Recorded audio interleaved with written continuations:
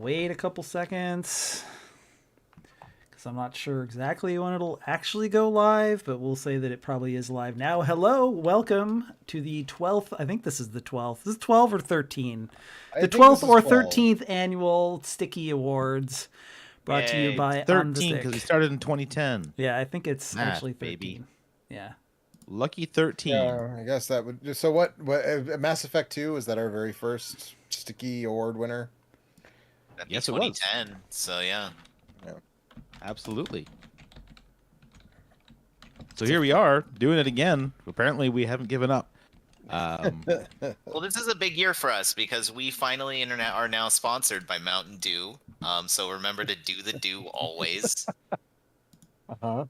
Go to Taco Bell if you are into Baja Blast. Mm-hmm. That's all they paid us to say. So I have an intravenous Mountain Dew set up right now. Alex is going to have a pitch black match with Eric later. Mountain Dew, a.k.a. Gamer Blood. All right, let's... So... yeah, we made it big time. Whichever of these it is, we do it late because we want to be scientifically accurate. We want to make sure that, unlike all those other award shows that get it wrong because they do it too early, they have some time to stew, and then we use a bunch of science and math and come up with the 100% accurate list of the 12 top 10 games of the year. There's no way. Like, 13, we have I to believe. make sure that our giving Elden Ring Game of the Year is 2 months later. Exactly. Spoilers. Or are we? Who knows? Also, I actually there's so know. many games. There's a lot of games. That We it actually takes us had a while to be. There were a fuck ton of games. When I put my list of nominees together for me personally, I looking down it. I was like, wow, I have to pare this down. Yeah, I broke 40 this year. Way more than I thought. I broke 40 games that I would have been eligible for me to pick from. I'm sure I was over that. Yeah, although it was a really interesting year. It was just like a whole bunch of good stuff. I played a lot of adventure games this year. A lot of games with good writing and not a whole heck of a lot else going on, but there was still that. And then there was some pretty good mechanical games and a lot of good other things. But anyway, before we get to the main event of our top 10 list, you can see that I have carefully constructed a list of our honorable mentions. So we'll just call it a tie at 13. We have Marvel Snap, we have Patrick's Parabox, Infernax, Pentiment, Return to Monkey Island, God of War Ragnarok, the Teenage Mutant Ninja Turtles Shredder's Revenge, the Zachtronic Solitaire Collection, Marvel's Midnight Suns, Stanley Parable, Ultra Deluxe, Last Call BBS, McPixel 3, Shovel Knight Dig, Taiji? How do you say that one, Kurt? You added that one, right? Okay. Jelly is Sticky, which is just also a factual statement. Right. Pokemon Violet, which I'm waiting for the Pokemon Violent. Waiting for the... You know what's violent about that game is the frame rate. Yeah, the one with the good ribcage physics from the Unreal Engine. It's coming 6 someday. rib cages inside every Pikachu. Yeah. And Pokemon, it's time for Pokemon to have Gibbs. It's Let's true. see it. Yeah.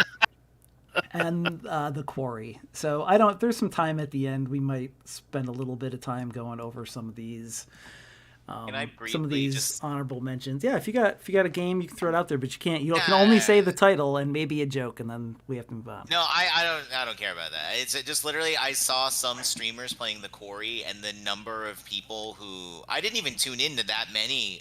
Was it us? Even for that Did you long. watch us play the Quarry? Where we played it the whole literally from beginning to end in one sitting.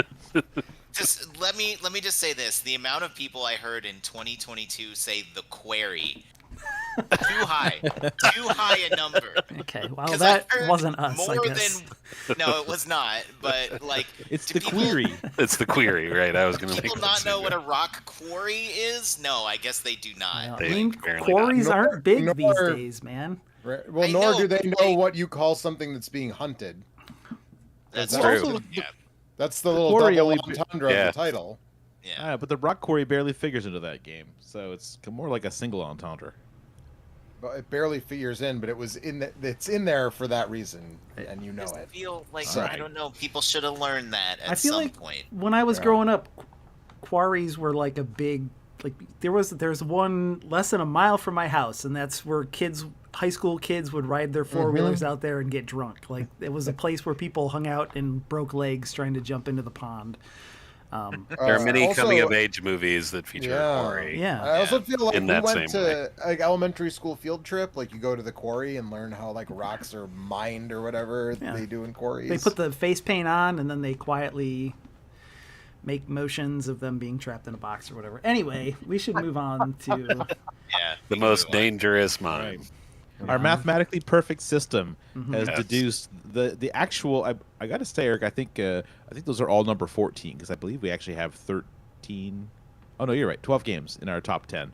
As always happens, lots of ties, lots of surprises. I think that you will find this list to be delightful.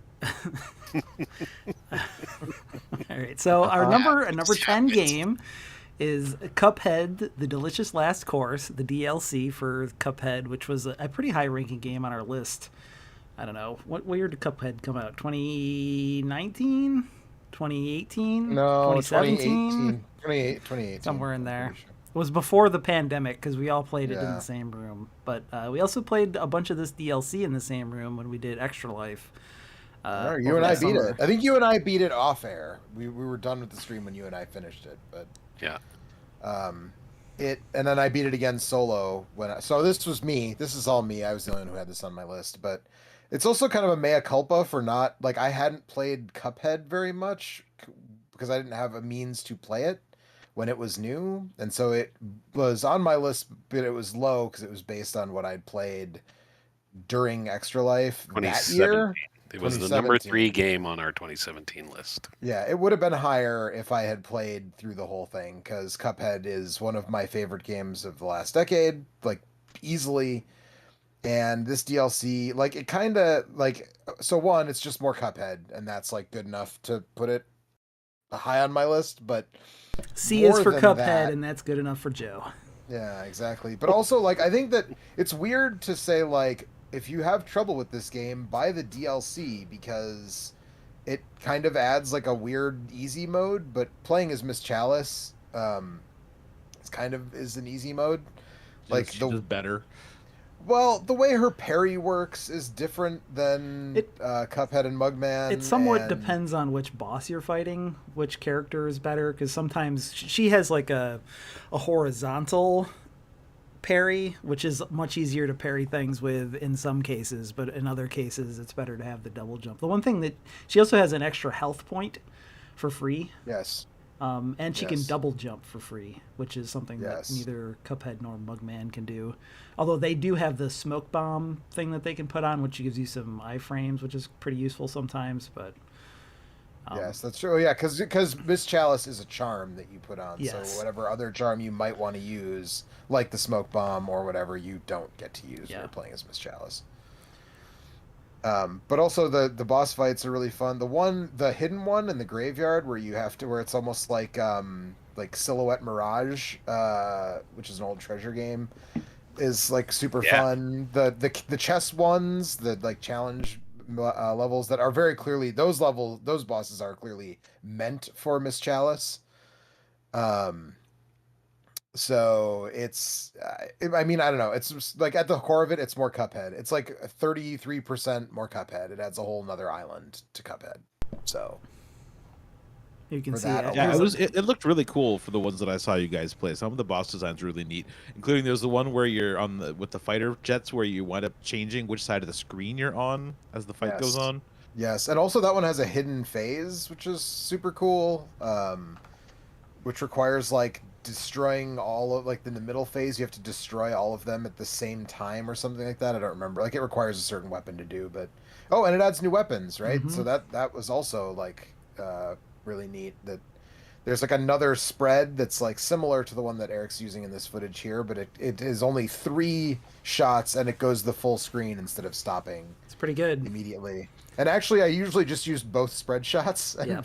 as my 2 equipped weapons when I was playing, As a unless there was a specific reason to equip something different. carryover from Contra. Yes, absolutely. I mean, it clears Yeah. enemies Yeah, and why would you does a not ton of switch up? damage. It's Yeah. Yep. there were some bosses where charge shot's pretty good because then you can focus on dodging and then do one big hit. But Oh, I like this one too. All of the stages I thought were good. I liked Yep. all of the new fights. Like there wasn't really a clunker among them, in my opinion. there was no dragon fight. There was no dragon. That's Yeah. still my least favorite fight in the original Yeah, game. the dragon is and the fighting robot with are my two dragon. least favorite ones. But yeah, I don't have a whole lot to add to that. It's more Cuphead. I think my favorite one, there's the wizard, which is pretty cool, where he hits you with a giant whale. I love this one against the giant, which is also probably the easiest one. Yeah, it's one of the with all easier the ones, but I do gnomes. like it. When he opens his mouth, when you're in his mouth, then you have to like, yeah, that one's a lot of fun. Yeah. I like that. So- Really creative stuff, and like I don't know what Studio MDHR is going to do next. I don't know if they're going to do a sequel to Cuphead or what they're going to do. We'll but hear I'm about it excited in to 3 see years, whatever they do. and then maybe get to play it in Yeah. 5 or 6. I mean, they Yeah, made a TV right. show based on this game, so I would expect something Cuphead adjacent for whatever Yeah. the next game is. Yeah. Yeah, I know, I would like to which see I haven't him- watched. I heard the cartoon is good. I haven't watched it, but Yeah, I've heard it's okay.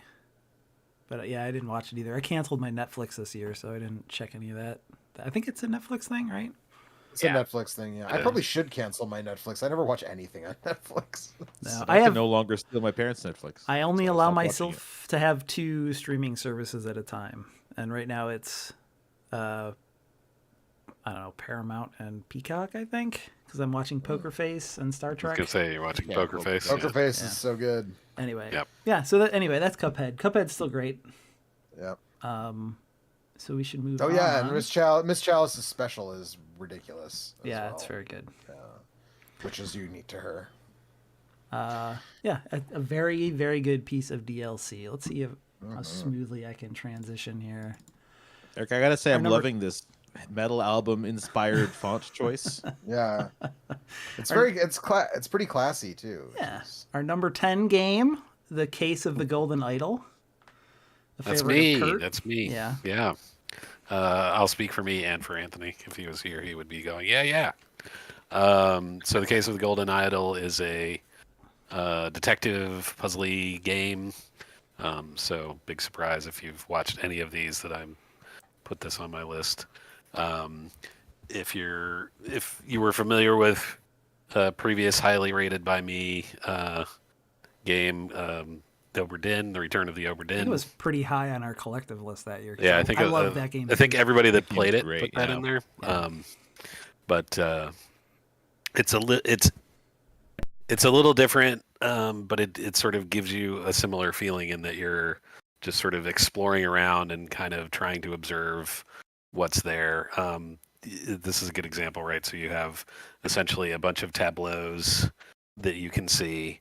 And you click around on various things and they'll show text or they'll have labels or whatever, and you're essentially building up sets of keywords that you then use to solve whatever is going on in this particular tableau. So Mad It's Lib's your essentially- way to the truth. yeah, exactly. Detective Mad Libs is a good way of describing it.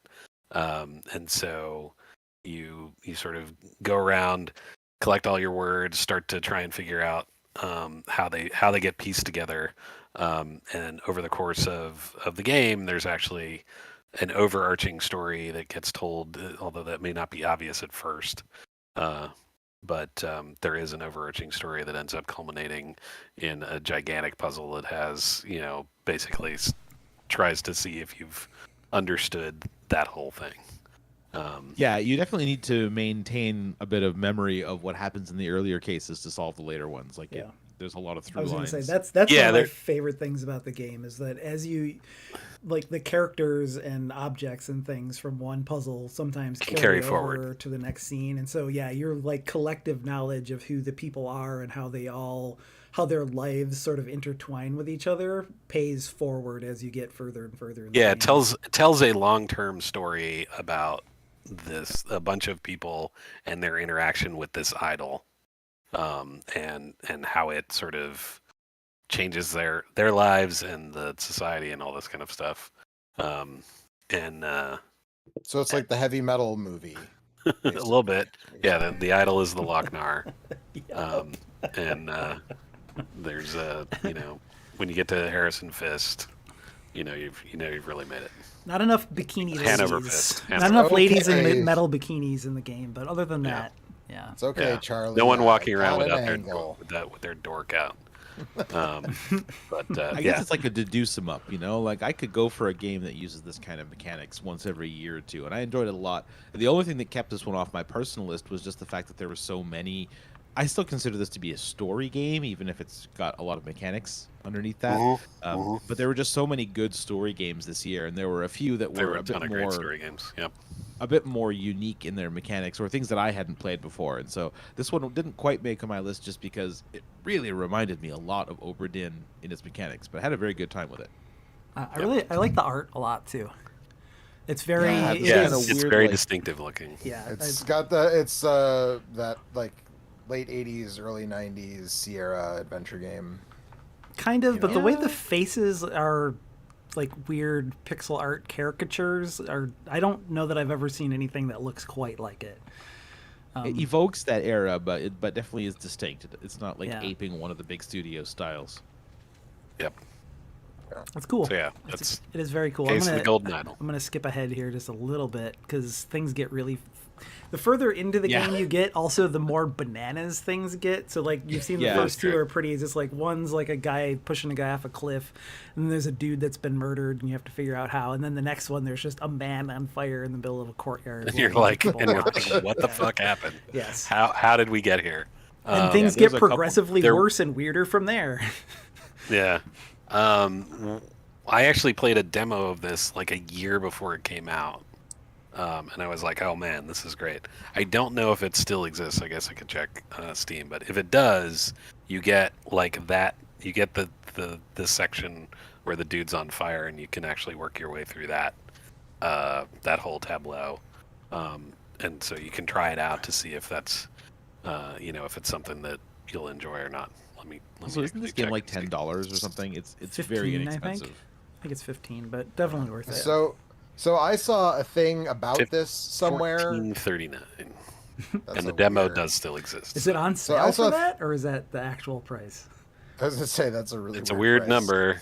It's on sale. It's 20% off. So Okay. normally Okay. $17.99. All right. So I saw something about this game, and Kurt had apparently mentioned it, but I had forgotten. So I sent him a link to be like, "This looks like a thing that's in your wheelhouse," and he was like, "Yeah, I already played it. I loved it." I was like, "Oh." Yep. I was like, "Well, fair I'm on enough." it. Thanks, Joe, but I'm good. Great. It's a great Steam Deck game as well. I played it on my Steam Yeah, Deck. I and actually was- played it a lot on my Steam Deck. I Yeah. switched back and forth, but it worked really well. The on my Steam controller Deck. controls are quite good, and if there's something a little fiddly, you can use your finger on the touchscreen, and it works Yep. pretty well there. So Yep, 100%. I didn't. That's I what didn't did. have time. I had a whole giant list of special awards that I was going to give out, and one of them was going to be the best rectangle of the year. And one was the new GTX 4090, 4080 series cards, which are overpriced. And then the winner of that category was going to be the Steam Deck, which is an incredible Right. rectangle. It's It's a, good, uh, it's a yeah. series of good rectangles. It is. It has a It's- screen. It has that weird little touch trackpad Right. thing. There's Yep. 4 of them that make the D-pad, but yeah, it's I really it would be not a complete summation of 2022 without mentioning how cool the Steam Deck is. I just finished playing Resident Evil 2, and I've just started playing Resident Evil Village, like the third-person mod on that, and it just looks great. It's like Oh, how it's is a the third-person mode? It's good. You know how Resident Evil 2 and 3 are third person? Imagine if Resident Evil Village was that, because it's pretty much what it is. Right. It's good. But it's such a great piece of hardware. And then when you get into all that stuff you can do with emulation, right up to PlayStation 3 stuff, apparently working semi-okay, and everything before that from PlayStation 2 all the way back to Atari stuff all working great. Like there's just kind of a limitless Yeah. amount of stuff you can do with that. And the That- screen is really nice. The controls are good.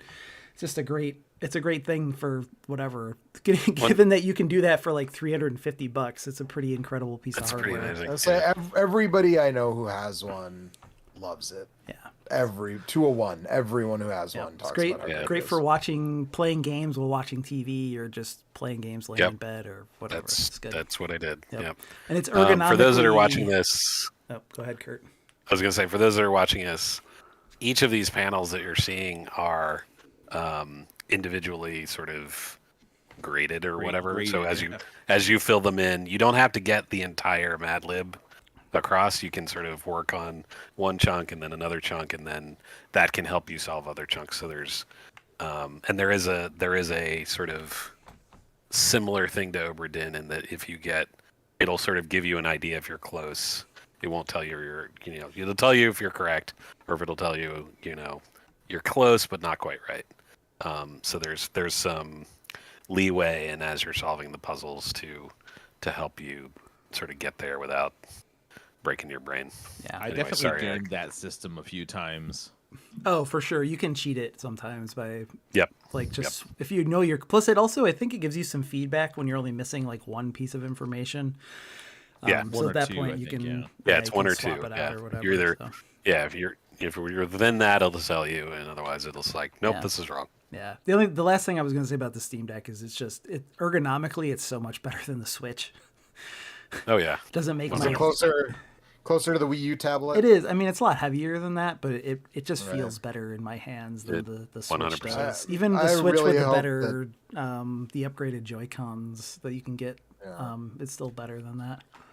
Yeah. I really hope that whatever the successor to the Switch, I imagine Nintendo's not just going to stop doing the hybrid portable things since it's been wildly successful. Yeah. But I hope that the next one is more ergonomic, the Super Switch or whatever they end up calling it. Like, Yeah. All right. Let's move on to let's move on the to number number 10. 10. Yeah, number 10, which is the Atari 50th Anniversary Collection. yay! I appreciate that Eric stuck his thumb on the scales to make sure this was there. Yeah, Yeah, this that's- needed to wow, be this- on our list. I didn't is- spend enough time with it to feel okay with sticking it on there, but I was totally happy that it was there. Yeah. I just noticed the stick is evolving. Oh, you didn't catch that before? You didn't catch that? I put a Sorry. thing in Yeah. the chat, but yeah, Eric's custom Great work. trophies are fantastic. You're Good job. totally on point. I can't wait to see what some of the games further down the list actually end up looking like. But so this, Eric, you and I both had this on our lists, Mhm. correct? Yep. I played this on stream a bit, and it's just like I've said this before, but I saw Frank Cifaldi at MagFest or Midwest Gaming Classic or whatever it was give a talk, and his thing was that when he was a producer at Digital Eclipse, the goal is to make coffee table books that people can play, and like this feels like sort of the ultimate evolution of that. Like, I hope that they keep doing stuff and they do more stuff in the future and it's as good or better than this. The Turtle collection was also super I was going to say, good. they had a hell of a good year. Yeah. But this goes like above and beyond with the Turtle collection's biggest thing for me was all that Japanese art, like the Konami vault for all the like concept art and all that. Like there's just so much like material there, but the interviews and like all that stuff they got for this one is just like, it's like above and beyond. And the way that this one is organized into this timeline format where you can go down the timeline and play each game sort of in the order they were released and see clips of people talking about the games in the order they were released. And it does have that like feel of flipping through a coffee table book in chronological order. Interviews with the people that made those games and worked on those consoles and those Atari computers and things. It's a really... Yeah, and they're all little bite-sized things. All the interviews are like somewhere between like a minute and a half and 4 minutes. I think coffee table book is exactly the right frame of reference. Yeah. Or just like wandering around in a museum and going from display case to display case is also really good, because like the interviews are definitely like it's like a paragraph of information. It doesn't go super deep on any of this stuff, but if you just want to like wander around and look at the history of Atari, and it's everything Atari. It's all there's a section on the computers and a section on the arcade stuff and a section on the the various consoles, and then the quote unquote comeback with the Lynx and the Jaguar, The Jag and the Lynx, and a yeah. ton of those games you just push a button and you just can play them. Most of those games you don't really want to play in 2023, unfortunately. But like if you want to play Pong, or if you want to play Combat, or if you want to play Ninja Golf or whatever, you can just do it. There's a ton of games on here, so Yeah. Yeah, and it's getting to the point.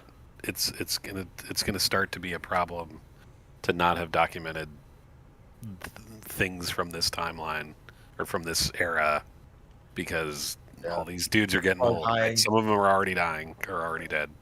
One of my favorite things. An opportunity to document this stuff is time is running out for it. Yeah, and there's a lot of archival stuff. Like one of my favorite things on this is there's like a student film from 1971 or 72 where this student at Caltech or whatever it was, wherever it was, like interviewed Nolan Bushnell. And so fortunately that student didn't, like my student films, they all went in the fucking bin, man. I don't have any of my student films anymore, but this person kept that student film and they archived it, and it's in this collection. And so you can watch this vintage early 70s interview with Nolan Bushnell where he talks about, and he's like, I mean, look, no one is more in favor of the legend of Nolan Bushnell than Nolan Bushnell himself, but watching that interview, you're like, on the other hand, right, but to give him his fair play, like watching that short student film, you're like, no, actually he was pretty fucking ahead of his time in terms of knowing where all this was gonna go. Like he talks about video games like, no, this is gonna be it's gonna be a huge industry in the future where it's gonna be a commonplace thing. They'll be everywhere. Everyone will play them. All that kind of stuff, and you're like, wow, he just hit there. He wasn't like I made the next Pet Rock, and then in 5 years I'll do something else, you know. So yeah, it's just if you have any interest in game history, like this is, and these boxes that Eric's showing now, like in 3D renders. I wish that there was something like this for the old Activision games, because those have the best box art. But yeah, it's I don't know, it is a really great piece of history. Like, and it is like Joe said, there's that great companion piece in the Ninja Turtle, the Konami Ninja Turtle arcade collection stuff. But I'm Cowabunga collection. The Cowabunga collection, which they patched in online play for Turtles in Time on Super NES. But so. I mean, what the thing we want this for the Mario games and the Zelda games, and we want this, like I said, the old Activision games, like all that stuff, you know. Williams, whatever. Don't worry, Eric. Nintendo's going to give you 2% of the Mario games, charge you full price for them, and then take them off sale after 8 weeks. You're going to give me a slightly better looking version of Mario Galaxy for $45. And to be fair, that version of Mario Galaxy is great, and they fucking need to do that for more of their games. Yeah. We're gonna finally give you the widescreen sunshine that you've been clamoring for. Now shut up and be happy Nintendo could about do it. this with anything. They could do this with anything. The NES Mario games, and charge $60 for it, and they wouldn't even have to do any of the work. They're like, a company like this would just be happy to do it. They would love to do it, to sit down with some of those people, but Nintendo's just not interested. Right. Either them or the two big ones are M2 and Digital Eclipse. Like either one of them would be happy to do it and would do an amazing job. And they, like you said, they just won't. Like right now M2 is doing those, like the Toa Plan, like basically one game at a time, these Toa Plan these extensive Toa Plan collections, and we can't get it for, like you said, Mario or Zelda or Metroid or right. I mean, and that's the thing, that like there's tons of collections of video games that you can buy and play if you just want to play a bunch of old games or whatever, but the amount of time and craft that went into the structure of this, and the, like we said, with the art and the reconstructions of the box art, and the games aren't really the thing. Right. The games aren't the important part of it. It's all the stuff that is around the games. The games are just part of the exhibit. Right. And because as the annoying people on the internet would say, like, well, I could just download a the whole Atari library and play it on Stella on my computer. Yeah, and you like, can do yeah, that, and that's You great. sure could. Right. Yeah. You can it's play it like on your 4 Steam megabytes. Deck. Yeah. But that's not the point. Right. That's not the point. Anyway, all right. Well, let's see here. Let's take a little break from our list here, and we'll take a look at my favorite gag of the year, which is from a game that was made our honorable mentions. It's called McPixel 3, which is the sequel to McPixel, which was a game that came out where you just click on stuff and then this guy does weird things, and then ostensibly the point of the game is that you're supposed to be defusing bombs, but mostly he's just a dumb idiot. There's a Saturday Night Live character that's like a parody of MacGruber. yeah, MacGruber, yeah. but I think that's what obviously the inspiration for this is. But there was one of these that came out, it was quite a while ago, like 2014, 2015. Maybe Oh even no, longer it ago was than like that. 2008 or Was it? 2009. I thought It was a long wasn't time it? ago, It was a long but- time ago. Anyway, yeah, it's incredible. Right? This is my favorite gag from the whole game. It's also because you use it to win the scenario, but yeah, it's just a fun, dumb little thing. Another great thing you can do on your Steam Deck, but I love the McPixel things. I love didn't everything that's finish. going on. I haven't finished MacPixel 3, but Yeah. I played like half of it at least, and it's so much fun. It's hilarious. It just the one where you're falling out of the airplane. Yeah, and there's rather so than many grab the interactions. parachute, you grab the You beat you up the grab guy. guy, and Yeah.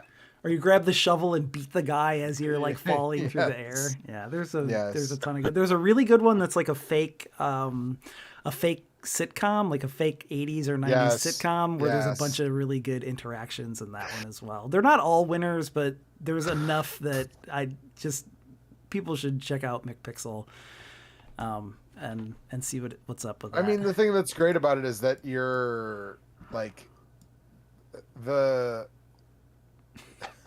it's a point and click adventure game where like the intuitive solution is always wrong. Yeah. Right. There's one where you're a tiny McPixel inside of a human being that has a bomb inside of his guts. And that's another great one. Anyway, we should move. Well, let's transition back to our list here and move on to our number 8 game, which is The Legends of the Hidden Thwimple, courtesy of Hell Mike. yeah. This is a Kaizo.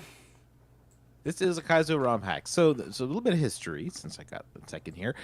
In 2019 at Games Done Quick, there was an event where they did a Kaizo relay race with a bunch of levels that people on 2 teams had never played before, right? It was called the Blind Kaizo Relay.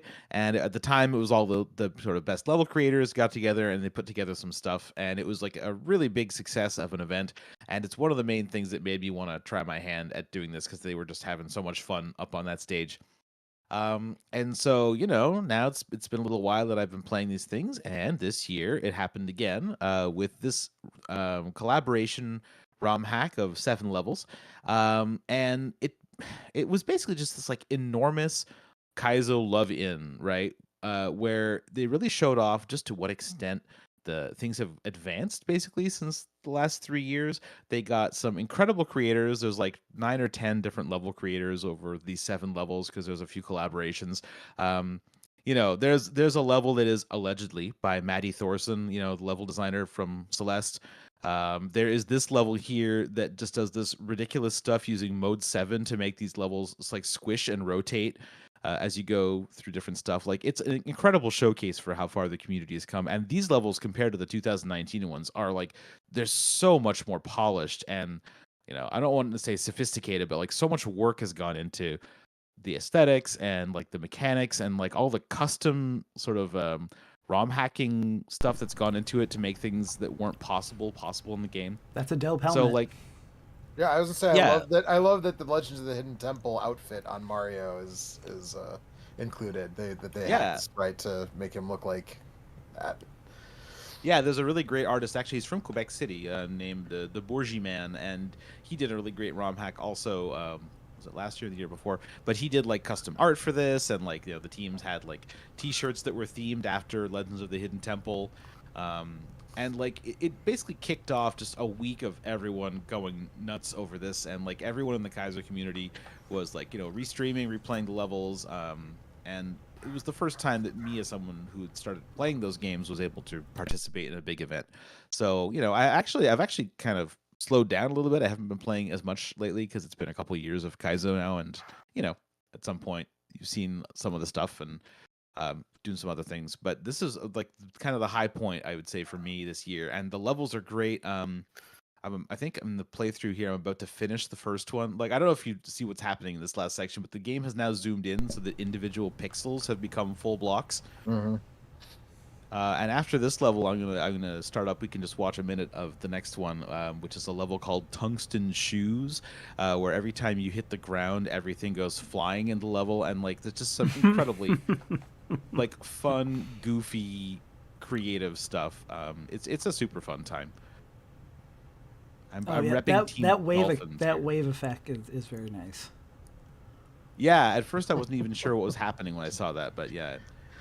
And every time you land on the ground, you just send everything careening through the sky. And there's like the finale of this level is just great. I actually played this pretty well, so we might be able to get there. Anyway, I know I'm the only person who played this, but I did make Joe and Kurt watch this with me because it was happening live while we were all together for our Extra Life Marathon. this Yeah, summer. I was that's really right. entertained when we were watching this. So Was that when I was out walking? Yeah, you were getting your legs bit Yeah. off by mosquitoes. I was walking. Yeah, I was walking in a swamp down the road from the house we rented for Extra Life. This is great. Anyway, Yeah, you gotta go this through is the door really fast because the booze can go flying up into the air. This is leveled by G-Breeze, who's just like this incredibly creative guy who makes these ridiculous levels full of weird glitches and things that shouldn't work but somehow do. I mean, this section here where you basically just bouncing to keep your Yoshi from falling off the bottom of the screen. Yeah, that's pretty good. It's delightful. And this is the finale. I absolutely love the end of this level. Oh, that's diabolical. yeah, Yeah. Great. So Good stuff. also the last room is a troll. If you jump anywhere other than the water, the orb goes flying up to the top of the screen and you can't get it. Oh yeah. Yeah. Troll in a Kaizo game? I can't believe Weird. it. I'm shocked. I'm shocked. Anyway. Shocked. Well, not that Nope. Well, shocked. not that good. Go watch the video of that relay. It was a great time. All right. Well, now we'll move on to our number 8 game, which is Norco, which I think I'm the only one that actually played this. Apparently, Mike's playing it Familiar right with now. those pills. I played it this morning. Mike played some this morning, but I've played about half of this game. okay. It's not a very long game. It's like 4 or I was gonna 5, say, 6 hours maybe if you really short poke game. around for everything. But Norco came out pretty early in the year. It is a first-person adventure game with really, really great graphics and really great story and some really great characters and I think some pretty clever like puzzle and combat mechanics that There is combat. well, there's combat kind of. I actually get to the first quote unquote combat scenario that you can get to later in this video, but it's designed for it to be super easy and for you to win, and it's a little like Undertale-ish, and that like your character attacks by playing a memory game, or your companion character attacks by like a doing like a rhythm rhythm game. Yeah, there's like you have a stuffed monkey on your back that is your party member. In the very first fight you can get into, and then as you get deeper into the game, there's like a down on his luck detective that will follow you around. There's a weird android called Million that will follow you around.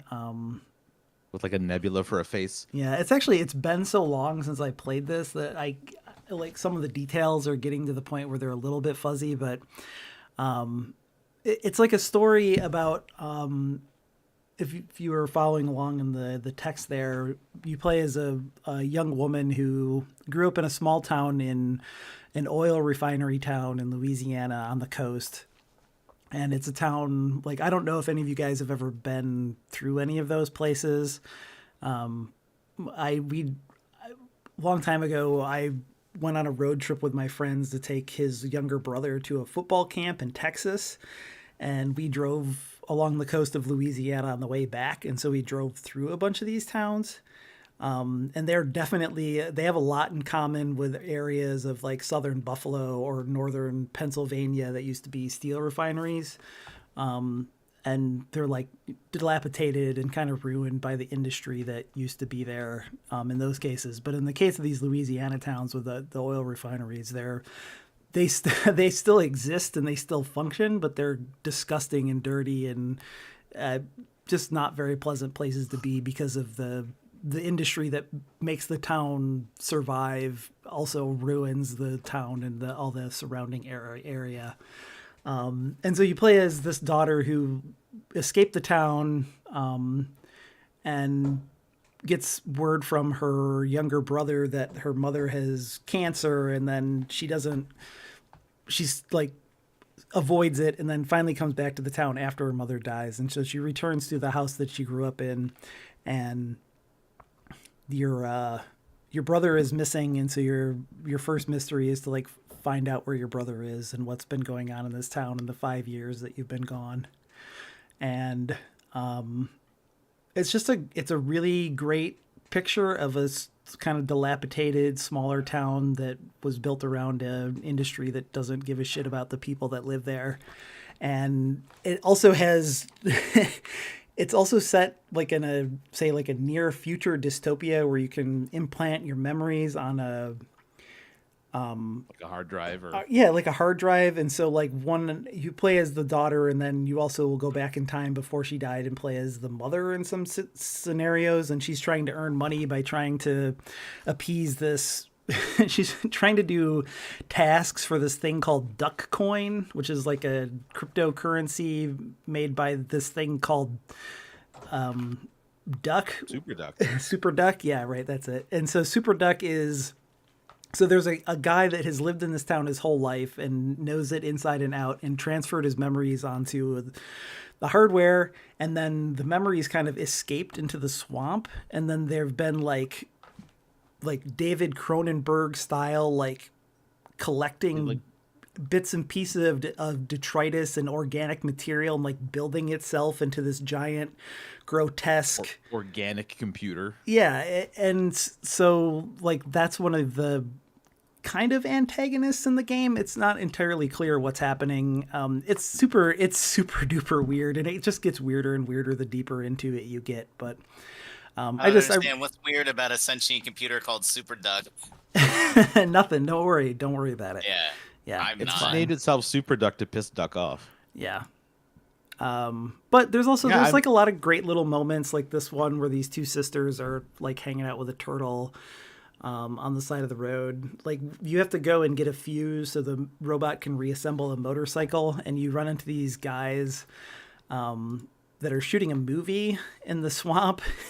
Oh yeah. And the guy asks you for some like genuine Louisiana slang, and you tell him that you can choose how ridiculous you want to give an answer. I was trying to get to that point in this video here. Because he's like talking down to you like you're some yokel hick, and clearly has no respect for anyone around here. So you can decide whether you want to give him some real slang or give him like some stupid, ridiculous, over the top stuff. So yeah, he asks you. Let's see.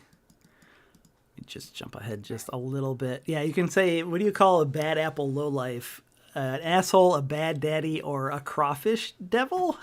Question mark. And Definitely then the director goes, devil. "Wow, that is some spicy Louisiana shit right there." And then you can also, what's the other one? It's slathered up another poor bastard with the oyster flavored peanut butter. That's what you say when somebody gets murdered. They were slathered with the oyster flavored peanut butter. And so they decide to use that in their movie. There's a ton of really good little moments like that. There's another, I don't know if you got there yet, Mike, but there's a really cool scene where you're under a bridge and there's a you play. can sit down for like a puppet show like a Yeah, Punch yeah, and that was Judy really style neat. show. And then when you sit down for that, it zooms out and then it becomes like a scene from Kentucky Route Zero, like one of those scenes where you're on the map.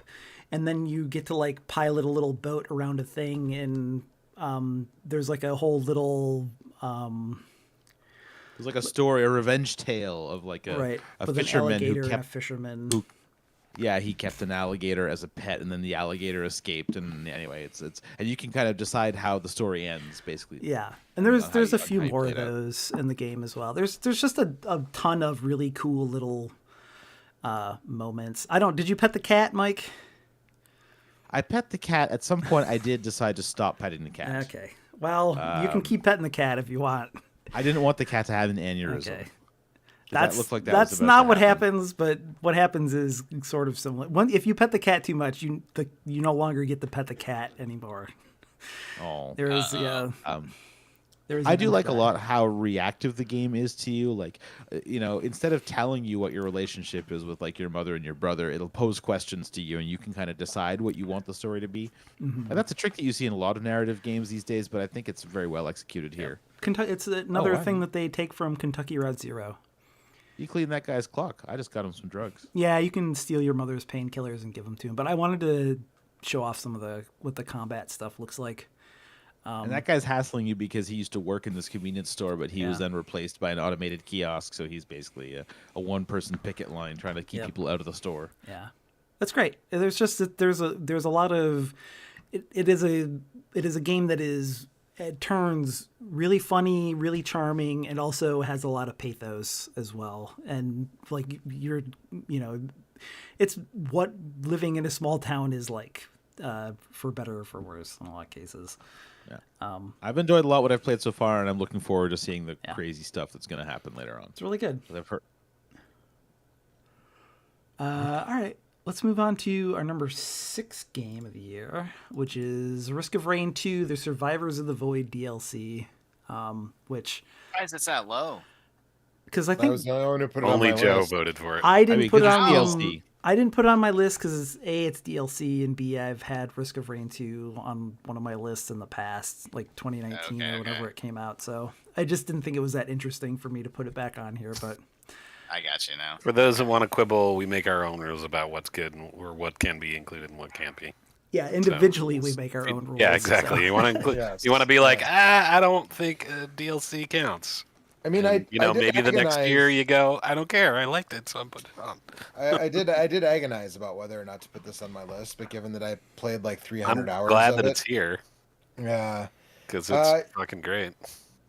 something about like basically justified it by saying like, one, it would be weird to not have it on there because I again played over 300 hours of it this year, but also because whatever it was about, I don't know exactly what it was about this particular DLC that finally made this game click for me. Like I had played a little bit of it. I was late to the party to begin with, and then I played it with you guys the first time for the pandemic Extra Life when we were all online. Mm-hmm. Yeah. And the reason I never played the second game, silly as it is that I didn't really like the first game in a number of ways. Mostly that like I just remember the frustration of trying to play multiplayer and like how completely aggravating that was.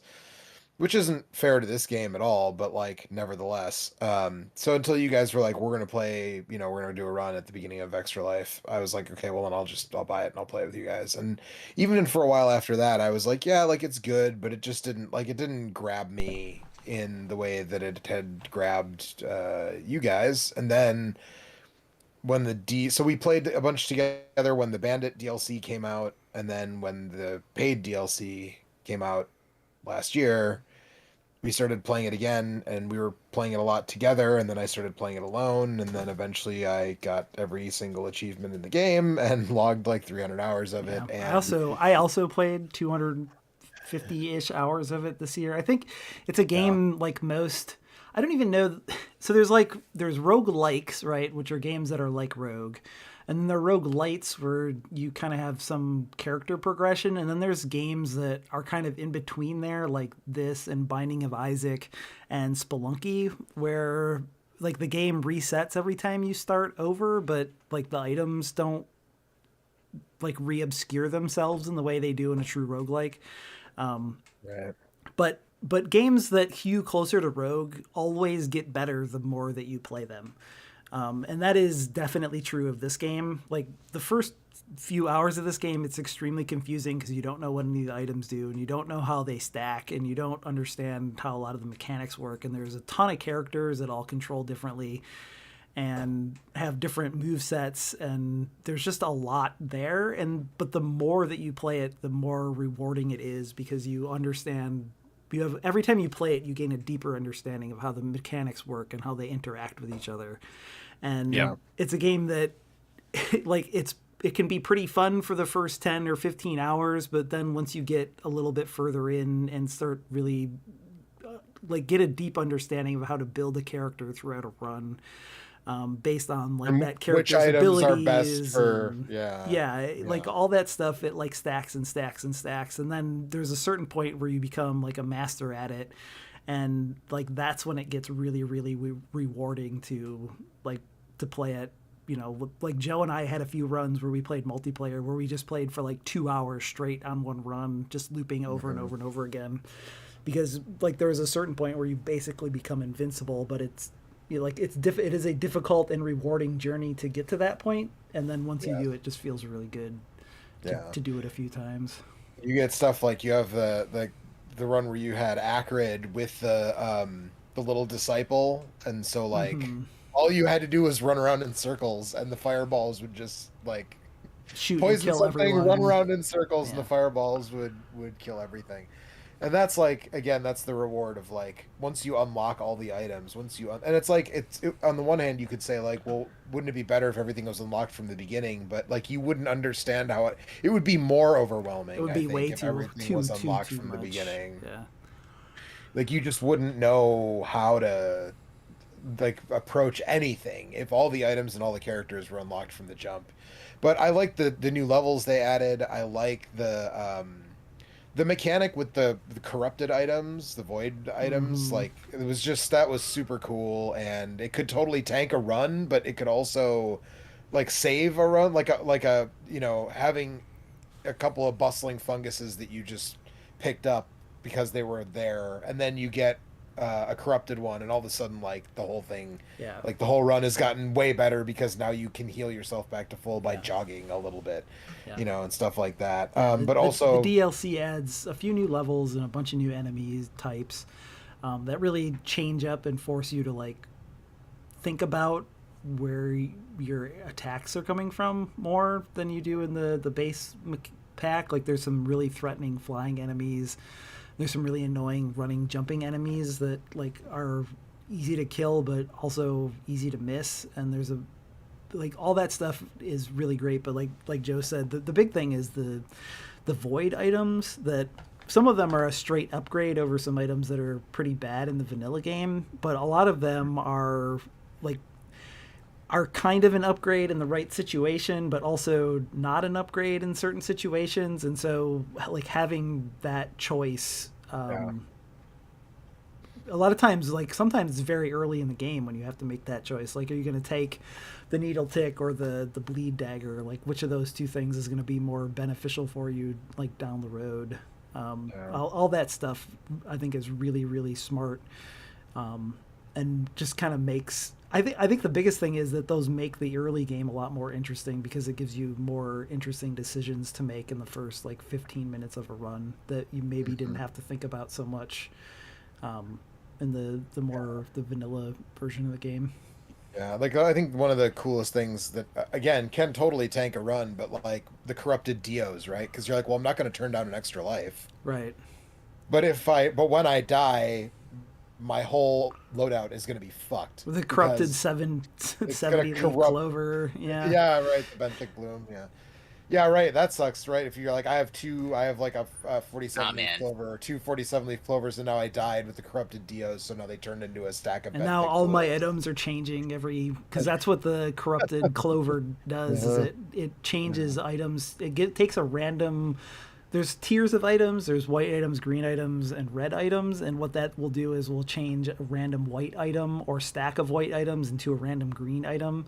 And just because they're of a higher tier doesn't mean they're better. And a lot of times, like, white items are your meat and potatoes. They're like your speed upgrades or your All my crit damage goggles reductions. just Right. turned into bandoliers. Fuck. It's like, oh, right. Now I had a really good build and now it sucks. Or sometimes in the right scenario where you have a bad character build, you can take that and maybe it'll save your run. You never know. Shrine of Order, let's go. Right. Exactly. Yeah.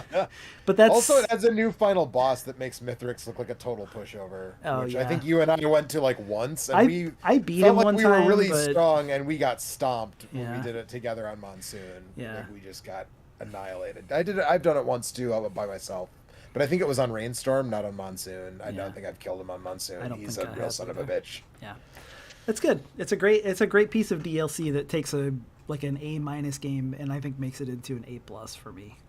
Yeah. And now I am excited about the remake of Risk of Rain 1. So Yeah, well, because that'll have functional multiplayer. So Yeah. if they just did that, it would be a huge upgrade for the original Risk right. of It's Rain. worth $10 or $15 just for having easy to use functional Yeah. multiplayer. But this was definitely my most played game this year. And like I said, I just didn't put it on my list because, well, I had a feeling that Joe was going to put it at number 1, so we get a chance to talk about it. And also, since it's already been on there, I just wanted to have some Yeah. more variety. But it is a great game. Yep. All right. Well, let's move on to number 6 here, which is a little of that Citizen Sleeper, I still haven't played this. I still need to play this. I mean, Yes. which I think Mike and I both had kind of in the middle of our lists. Yeah, I Yes. played this game and I thought it was pretty cool. Citizen Sleeper is another narrative game, and this one uses some tabletop role-playing game mechanics, which I found fun to mess around with. You know, as someone who's listened to some friends at the table, it was kind of like the system that's used in. Oh, I forgot the name of the system, but it lets you I know. basically have There's a lot of modern full- tabletop RPG systems that use dice like this, I think. Yeah, but it's a system that lets you have like successes and failures, but also kind of partial success and partial failures. So you play as a person in an android body who is kind of escaped corporate servitude and come to a sort of decrepit Yes. space station. You that- in the future you can sell your consciousness into indentured servitude, and then they'll take your consciousness and put it in a robot body, and then it can work like indefinitely until you've paid off a debt or earned a certain amount of money or whatever. Yeah, but instead of doing that, your character in the robot body decides fuck those people and runs off and comes to this this space station that used to, I think, belong to one of the corporations, but then had something of a revolution like a couple of The decades. corporation left, I think. Okay, it was I think abandoned. Yeah, I think it was like largely abandoned. It seems like there's some bad shit going down. Like this is on the edge of a galaxy, I think, and then there's some really horrible stuff happening closer to the center of the galaxy that has forced a lot of these big corporations and nations to like retract a lot of their resources back towards the center and leave a lot of like these space stations that are like basically derelict and kind of on their own. And so like a new government has kind of arisen in the power vacuum that had happened when that corporation left. Yeah, so it's just filled with like scrappy people trying to get by and make do with less, not a lot of resources and things like that. And you find yourself there in this synthetic body that is basically decaying because you're intellectual property belonging to a corporation, and they don't want you running off with that body, so the body is designed to decay if it doesn't get special medicine. So it's like there's some interesting mechanics there where depending on the condition that your body's in, you get more or less actions, and each action is basically a die from 1 to 6 that you'd roll at the start of your day. And sometimes you get crappy dice, and that just means that when it's time to do something difficult, maybe you're going to screw it up. Instead of having like a good result, you're going to get a medium result or a bad result. so there's a certain amount of like playing the odds and sort of trying to think like, well, what can I do with this 2 that I have? Like, is there any move that I can make with this that's going to be safe enough that it's not going to set me back if it blows up Right. in my Can face? I use this too, at least not to fuck me over? Yeah, a lot of the because if times things what go really bad happens, for yeah. you, it's definitely a setback. You know, like it's worse than doing nothing. You want to use your Uh, 2s and 1s to hack terminals, which require a specific number, or maybe pick mushrooms if you're further in the game. Yeah, or you can like you get abilities too. Your character has an ability sheet, and as you upgrade your abilities, it makes some moves safer than others. Kind Right. of like You get a bonus, so like a 2 becomes a 3, or yeah, which 1 is- becomes a 3 if it's like a +2 or whatever. So it's a game that has these role-playing game mechanics, and it's also got a lot of what they call clocks, basically. Like they're segmented timers of like, all right, in 6 turns, this thing's gonna happen. So you basically have like, you have to get ready before whatever this is, and you might do that by doing these repeatable actions. Where if you succeed, you fill up a clock, and you get like more wedges if you get a good result than if you get a bad one. So there's that kind of whole tabletop role-playing game aspect, and then it's in service of telling this story that's basically just like about community, right? Like it's about you kind of getting to know all the different people on the station, these different factions, and kind of work your way in, get good with them, and then kind of decide like, are any of these people that you want to make a life with? Are you willing to call some of these people, one of these places home, or do you just want to get the hell out and find someone to leave with, or it's fairly open ended with how you want to basically wrap things up. Yeah, there's a ton of different endings, and every time you get an ending, it'll like put you back to the day before you got that ending, so you can continue on, because there's kind of there's a culmination that's happening that hasn't completely been finished yet. There's a story about some refugees that are showing up on the outer edges of the ring, and there's like a DLC story that's happening with those, and that seems like maybe the actual ending of the game. But you can't get there unless you keep playing after you've gotten some of the other endings.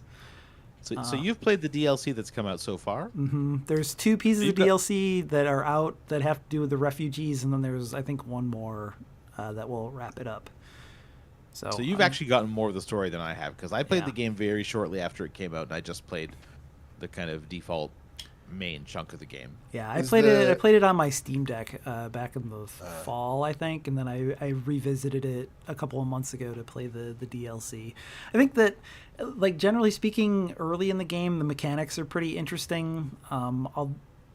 There's an energy bar that determines how many dice per day that you get to roll, and then there's also like a food mechanic that determines how fast that energy bar ticks down. So you kind of have to balance spending your credits to further the storylines and also kind of keep yourself alive. And that stuff is pretty interesting for like the first third of the game, and then there's a certain point where you kind of hit critical mass with some better abilities and some easier ways to get money, and then at that point, you really defang the challenge of the game by the time you're done. at a certain point, the game is pretty much just about you progressing the storylines with all the different characters. But I found the characters that you interact with, generally speaking, like there's a few bad people or bad actors, but generally speaking, it is a cast that at the very least will give you a justifiable motivations for what they're all doing. I think the one thing that's really missing from the game is that none of those characters ever really interact or intermingle with each other. Like each arc pretty much happens fully island. independently of each other, and like it's a shame because, like Mike said, a really important part of this game is that it is like about themes of like community and like building relationships with people. And one of the things, especially on a much like Norco and Kentucky Route Zero, one of the things that you realize when you live in a like smaller community is that all those different people's arcs intersect at different places, and that's something that just doesn't really happen too often in this game. But I really enjoyed the writing, and I liked all the characters. And I like that I got to like have endings and have satisfying conclusions to all of their arcs, and then also like retract back down and then like continue on with the story. So my personal ending is where I leave with Ankita on her ship with the mechanic. Ankita? Yeah, well, because Hold on, mechanic or the mercenary? She's the mercenary. No, the mechanic goes with you. There's a mechanic that fixes up her ship. Ankita and the mechanic. And the mechanic, yeah, they both leave with you. And then like that's where it becomes like Star Trek or Farscape. And that's the sequel to this game I want, right? Where you're like, it's you and your crew of like 5 or 6 people, and you're like visiting different things and going on weekly missions or whatever. But I think just generally speaking, it's just a very pleasant game with a lot of like really good people that have really nice stories. Yeah, solid writing, nice art, and a really good soundtrack of chill beats. Great soundtrack, yeah. Probably my favorite of the year, I think. Stuff too. Yeah. I as someone who likes mechanics with their story, I agree that I think the game was really strong for the first half when you had a lot of plates to spin and a lot of tension. Mm-hmm. And once I got to the point where I felt like I was literally rich, like I got all the medicine I want, I can never run out of food, I can make money really easily. Right. That definitely. Oh, you need a new ship mind? Let me just pull out my wad of hundreds and go buy a couple of those. Yeah. I was definitely much more compelled by it when it was just like, oh, geez, man, like, okay, I got to work because I got to eat, and if I don't eat, then like next turn I'm going to start losing actions because my body's breaking down. But like there's this guy who needs me to do something for him and time is running out. Like I thought that was a lot of fun for me during that part. But yeah, seriously good tunes. And I would like to go back and play it. I'm a little bit stuck because I played this on Game Pass, and while I could go back and get my save back on Game Pass, if I want to play the DLC, I think I have to buy it through the Microsoft Store, which... Maybe? Yeah. Maybe it'll be on sale at some point, Mike. But then I'll have to play it again from the start. Yeah. So maybe in like 5 years, I'll play it again from the start with all the DLC. Yeah. Anyway, it's a good time. Yeah, it's not like anything's going to change, because will you make decisions? It's again very much like Kentucky Route Zero or Norco, where you make decisions, but those decisions just like roll you forward, and they don't necessarily affect the outcomes of things in a meaningful way. They just sort of change the flavor of your character. Anyway, well, let's see here. Before we move on to number 5, let's take my favorite audio joke of the year, my favorite audio gag. There was a game called Chained Echoes, which is it's like German Chrono Trigger. I have the audio turned up for this. I know I showed you guys this in the Discord, but there's this thing. The beginning of the game is ripped right from Chrono Trigger's Millennial Fair. And instead of the weird monsters racing, there's a turtle race. And when you do the turtle race, it goes from this chill kind of chiptune JRPG music to it's by a band that sounds like Dillinger Escape Plan. They're a British band. I forget what their name is now, but it just like rips into the developers of the game hired the band to make a custom like 30-second super abrasive hardcore song about turtles racing, and it's just it came out of nowhere, but it's so funny and so good. It's excellent. Yeah, it's like Dillinger Escape Plan, like post Mike Patton after Dmitry Minakis left. I can't remember the name of the guy that took over vocal duties for that band in the like second half of its life, but like this, it's basically like that version of that band made a song about turtles running fast. It's great. Anyway, Chained Echoes needs a better translation, but it's very cool. That guy's name is Rick Seattle. Yes. Yeah. Anyway, all right. So I don't even know if you could hear me because I had it turned up, but literally doesn't work if you can't hear the music. So anyway, all right. So let's move on to number 5, which is a little bit of that Vampire Survivors. Yeah. A lot of that Vampire Survivors. Between Joe's last 2 picks, that was most of his year. Right. That was literally. If I looked at my list of all the games that I completed, and like 80% of them are runs of Risk of Rain or Vampire Survivors. They are very similar games in terms of they are run based, and you build a character as you go, and each run takes Well, in Vampire Survivor's case, each run takes almost exactly 30 minutes if you win, because there's an endpoint. But Yeah, yeah. There's a hard end in Vampire Survivors. Well, that's not entirely true. You can kill death, and you can. So now they made it. Initially, if you figured out how to kill death, you could kind of just like run the clock up and keep killing death. But now, if you kill death, another worse death comes, and he can't be killed. So what an you incredible thing. yeah. Vampire Yeah. Survivors dropped. There was an early access version that came out in December of 2021, and it kind of became like a quiet phenomenon in streaming circles because it's such a ridiculous thing. But I also I do want to make sure that we mention that, well, Vampire Survivors is the big sort of success in this genre. There was a mobile game that came out in the summer of 2021 called Magic Survivors that this game is just basically a ripoff of. That was only on mobile platforms, and it had more original art, whereas this looks like a Castlevania game. But this is the one that everybody sort of glommed onto. Well, I think because it's available on things that aren't like I didn't play this. I think this is on mobile technically, but I It didn't is play now, on but I mobile at don't all. think it came out on mobile event originally. But it came out on Steam, and it was like $3. So it was a super easy $3 at sell. launch. It's $5 now, I think. Yeah. But I mean, for the value proposition is unmatched for me because I sunk 120 or whatever many hours into this. Then I bought the DLC for that was $3 more or whatever it was, which adds a stage. The nice thing about the DLC is that the stage has like actual terrain and stuff. Like, not that the stage you're on right now, for example, like it's it's horizontal and there's like the shelves and stuff that you can get hung up on if you make a really bad decision, but like. The DLC stage has like an actual level layout with like buildings you can enter and exit, and like What? there's a lot more stuff going on in the level design. Yeah, and like mountains that you can't just walk over, you have to like find a way around and take like a mountain path up to a certain spot and that kind of thing, like to get to certain things. So, Great. but yeah, I mean, I don't know. It's like it's kind of dumb that we all played It's this pretty game fucking so dumb. much. Yeah. This is one. This Basically- is a brain smoother of a video game for sure.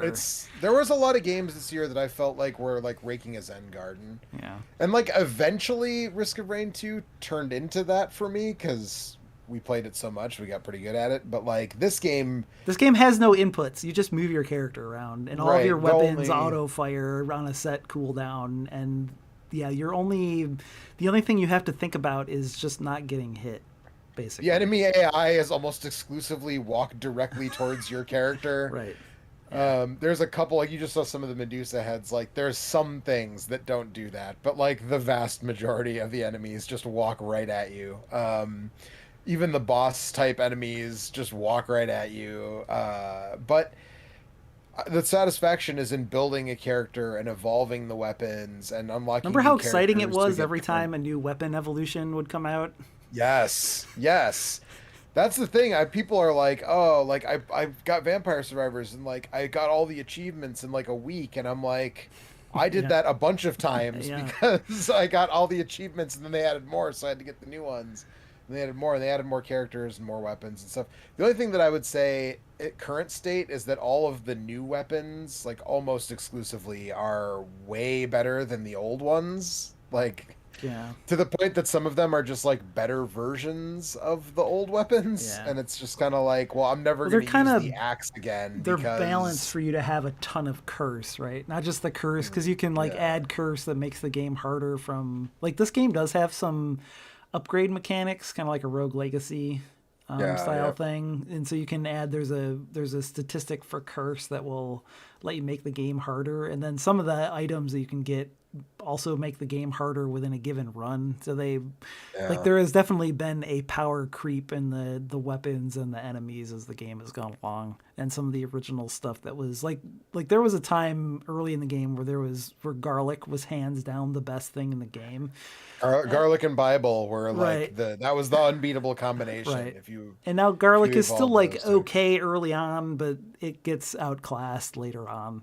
Like it's still okay to I mean, have. that was but... true. I think that's just like your understanding of the game, though, because that's like that was true early on. But then it's like once I started figuring out like how shit worked, I was like, dude, why would I ever take garlic? You know what I mean? Like, I guess. But you're all it's both. It's what I'm saying and what you're saying. I think there's an element of both. Yeah. Well, also he kept adding mechanics, which is a thing. Like, so then Yeah. when there were the two birds and you upgrade the birds separately, then you merge them into one bird. Man, that was so fucking cool the first time you turned the two Yes. birds into one bird and got your weapon slot back. You only get a certain number of Yes. weapons, and so there's two bars at the top of the screen, one for weapons and one for accessories, and then there are combinations of weapons and accessories that will evolve those weapons. And that was one of the things that they kept adding as the game went on, is more weapon evolutions. And that's where, when you get the weapon evolutions, that's where the game goes from like, boy, this looks kind of chaotic, to, oh my God, I can't, like, I literally can't follow what the fuck is happening on the screen anymore. Yeah. There's a weapon now that turns you into a galaxy periodically. Yeah, say that again? Yeah, it turns you into a galaxy, Yeah. a whole galaxy. Yeah. And That's good. yeah, it's fantastic. And there are a couple characters who are like straight up busted, like hidden characters that I'm going to like, accelerate basically here a make little the bit to game- where I have some evolved weapons. And Yeah, jump ahead to where like you can't tell what the fuck is going on anymore. But yeah, also they added, like, one of my favorite things that they did was so you've got that weird cloak guy following you right now. They added some items that one is there's a boon and a bust, kind of, right? Like a good version of the item and a cursed version of the item. But if you get both of them, they each will evolve a weapon that like everybody kind of thought was dog shit for a long time. Like the clock lancet and the laurel were basically like considered to be like the two worst items in the game, yeah. I think. And then Sure. they added these like, oh, if you get these two special items and upgrade the items all the way, then you can evolve the laurel and the clock lancet, and they're like busted. Like that's how you kill death now. Like that's the guaranteed strategy to kill death now, is to evolve the laurel and the clock lancet fully. And they're straight up busted. Like you would have to try to lose a run, but it's a giant pain in the ass to evolve them, and they take up a bunch of slots and all that stuff. So That's a cool way to make that worthwhile then. yeah, Mhm. it is. So the fact that for the first 9 months of the year, especially, I feel like there was just a constant drip of new stuff getting Yeah. added to the game. I think sure, really there was. helped, for me to keep, like, because it would be like I'd put it down for a couple weeks and then I'd see like, oh, there's an update for Vampire Survivors, and like it adds a new level and like a new character and a new weapon evolution, and then it's like, oh well, I guess I'll play a few runs because there's a bunch of new stuff. Yep. And now your So- rune chasers are exploding, and Yes. I eventually get the evolved clock lancet here in this run. Yeah. Also, the timer is like not actually. It's slower than actual starts going time, which I slower, didn't realize yeah. that. Yeah, because I was like, oh, I want to get to the end of this run, but then it took me like 40 minutes to finish the 30-minute run. Oh, also the opening the treasure chest is so satisfying, and Especially if you the get a jam. 3 or a 5. Yeah. Yes, the song. Yeah. Yeah. Fantastic. So this is the Stickies, and we do come here to celebrate these games. And I played a bit of this game, and I did enjoy my time with it. But it also gave me a feeling that I very rarely get from video games, where it felt like I could individually watch the grains of sand falling through the hourglass of my life. Mhm. You can see this is where I put the controller down, so the game would just play Yeah. itself because I had to pee. That's a pretty common occurrence once you get in the back half of a run. I mean, that was especially the- if you that have was- the clock lancet upgrade or the laurel upgrade.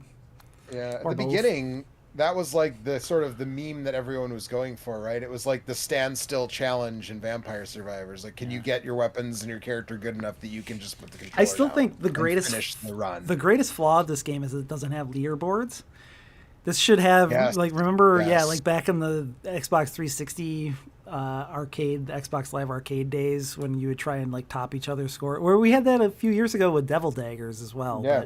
But there should be like who killed the most monsters on this level leaderboards. There should be who Earliest dealt the time most to damage. stop moving the direction. Right, yeah, exactly. The Right, longest whatever. time Yeah. without touching the D-pad. There's so many different and different builds like allow those things in like different times, right?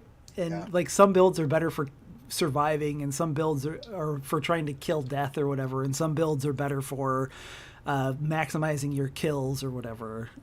Like Yeah, you if have to you're have trying to high unlock curse something if you're that- trying to get a bunch of kills, because more curse means more enemies spawn more often. Or trying to get the highest level is also a different thing, because you have to actually collect the gems with that, so you can't just there's a lot of different things that they could have done with a leaderboard in this game. But yeah, it's really cool. I had a lot of fun with it. Like I said, it definitely makes you feel like your brain is getting smoother the more you play it. But, I picked it up, when Eric was talking about it, and I played it a bunch, but nowhere, orders of magnitude less than Eric or Joe did. I don't know why it didn't hook me as much as it did them, but I didn't dislike it, but I was like, yep, I played that for a bit. All right, I'm good. I'll move on, and then I'd come back later and play it some, and it just didn't sink its hooks into me as much. I don't know what the deal is. This style game and then extraction shooters were kind of like the two big new trends of 2022. Like when we look back on the things that came about, 2022 will be the year of their Survivors style character build game and the extraction. I mean, Tarkov's been around for a long time, but Call of Duty added a mode like that, and then there's a pretty cool free to play one on Steam that I checked out that I cannot think of the name of right now. That looks cool and is quite a bit of fun. There's a cool space one. There's a ton of those. Those like in 2017 we had the arrival of the PUBG battle royale style thing, and 2022, like the big trend I think is going to be those two things. So I'm sorry, I guess maybe I'm not super up on the trends. What exactly makes something an extraction shooter? Well, so it's like there's PvE and PvP, and you're trying to go into a thing and collect resources and then take those resources to an extraction point and get out. It's a little like Deep Rock. A little bit, but with other teams. There's other teams that are trying to steal your stuff or prevent you from escaping. So there's both PvE and PvP. Okay. It's a little like I think it's actually the Division pioneered that game style. I think Tarkov was before the Division, because that was like a mode in the Division where you could do that. But I think Tarkov's early access thing was around before that. But it was probably like an Arma mod before any of those things that we just never heard of, right? Because that's where all the trends of those things all start. It's the same thing with battle royales and whatever, but and the zombie crafting survival style. Games. Yeah. Yeah. Hi, Anthony. Hello. Hey, Anthony. But yeah. Anyway, that's Vampire Survivors. I'm a big fan of games where you start out weak and get stronger. I love the MVM mode and Binding of Isaac, and obviously Risk of Rain in this. And I'm excited to see so many sort of clever evolutions of that style. So I'm surprised that you manually choose your limit breaks. Like I just go random always, like as soon as that pops up, because I don't want to deal with it. Because I especially always since you're usually so close to the end. My favorite thing in this game is still to get area up to make all your things bigger. I never was offered it during the run, but I love having giant weapons flying everywhere. So I always try and take area if I can. Anyway, all right. Very briefly, that one stream I mentioned, there was that fan game that was based on those VTubers. It's like a Vampire Survivor clone. Yeah. That is still inactive. Like it just got an update like pretty recently. Great. And honestly, Something. Hollow Cure is Hollow what it's Cure. called. And yeah, they are still like updating it and adding new characters and new items. And there's like a ton of wacky shit. We don't need to talk about it, but like. It's free on itch.io if you really like Vampire Survivors and you're like, but I'm kind of done with Vampire Survivors. So there you go. I forgot what that was called, but I've been meaning to ask you, and check that out. I wonder if there's a way I can like door that into my Steam Deck, because this was another great Steam Deck game. It's like the perfect Steam Deck game. You can. Yeah. I will say it was very Could be unfortunate that. when my computer died because then, like, for a lot of reasons, but that was one of the things that I lost, like all my progress, and I had like all the upgrades and everything. I was like, Yeah. God, fucking damn it. All right. But whatever, you know. Yeah, shit I got an error at one point that my save wasn't there, and I was like, oh god, and I had to resync it with Steam Cloud, and I was like, if this doesn't work, I quit. Like I'm not Yeah. gonna start playing this Yeah, game over yeah. from the beginning. Yeah. No, I feel it.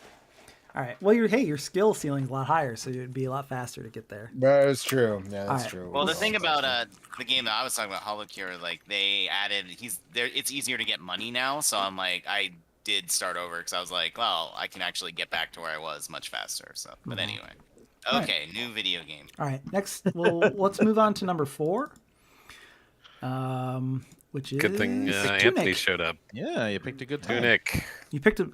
I You knew. picked a great time because Anthony can talk about how much he likes Tunic, and I can go to the bathroom because I don't like this game. But you guys should Wait, have some fun. Which talking. one don't you like? Because secretly, this is 2 games in one. I Oh no. I don't like the main game, and I really don't like the puzzle thing in the background. So, Well, I don't think there's a main game. I think there's two games. All right, I don't like either one of them that much. Inside One- of you, there are 2 games. One is a not that Yes. interesting puzzle game, and one is a not that good Zelda game, which is unfortunate because it looks great and the soundtrack is really nice. But All right, anyway, go to the bathroom, Eric. also this is the best of the AI generated sticky trophies. It's incredible. Anyways, I'll be back. Yeah, that's I pretty like good. it. I like it a lot. Yeah, it's good. All right, so I voted for this for number 1, or I ranked it number 1, I should say. In my non-voting numerical editions, I also would have put this number 1. Yeah. So the things that Eric did not like about it, I 100% loved about it. Same.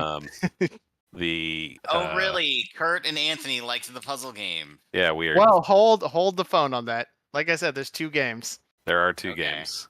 Oh, So- whoa, really? Kurt and Anthony like a Zelda game. That's well, also yeah, a surprise. that's fair. Yeah. But you should, anyways. Yeah, but I don't like puzzle games. Well, okay, we'll get there. You don't have to engage with Kurt, puzzle go ahead. part. Yeah. Anyway, yeah. So isometric, Zelda-like, at least when you start playing it, that's what it looks like. Where you're playing a cute fox, and the developer was trying to capture the feeling that you would have of, just like going to the video store back when that was the thing, and renting some random game and taking it home and trying to figure out, what is this thing? How do I play it? And finding your way through the game. Sort of close your eyes and reach out and feel your way through the game. Maybe not the main, one of the main ways they do that is there's a manual in this game. Yep. Like when you hit select, it opens up the instruction manual, and you only have a few pages of it, and you find the pages in the game. But the thing is, it's also mostly covered in a language that it doesn't translate for you, Right. like a made up language. It is And it is a so- real language. You could break. You could break crack if it, you and people want to. have, and I didn't Although go. it'll I take didn't you get time. that deep because You'd have to get far enough to get enough of the pages to figure that stuff out. Right. I mean, I got but every it is page, I entirely didn't wanna- unnecessary. It's to do yeah, that. it's completely unnecessary. But the great thing about that setup is you get like random pages where it's like you'll see the fox guy doing something, and it's like got a bunch of text next to it, and you have no idea like what it's Like, trying what to is this communicate telling to you. Yeah. And then like 10 hours later, you either get an item or you suddenly like happen upon the situation where that applies, and you're like, oh shit, I know what this is.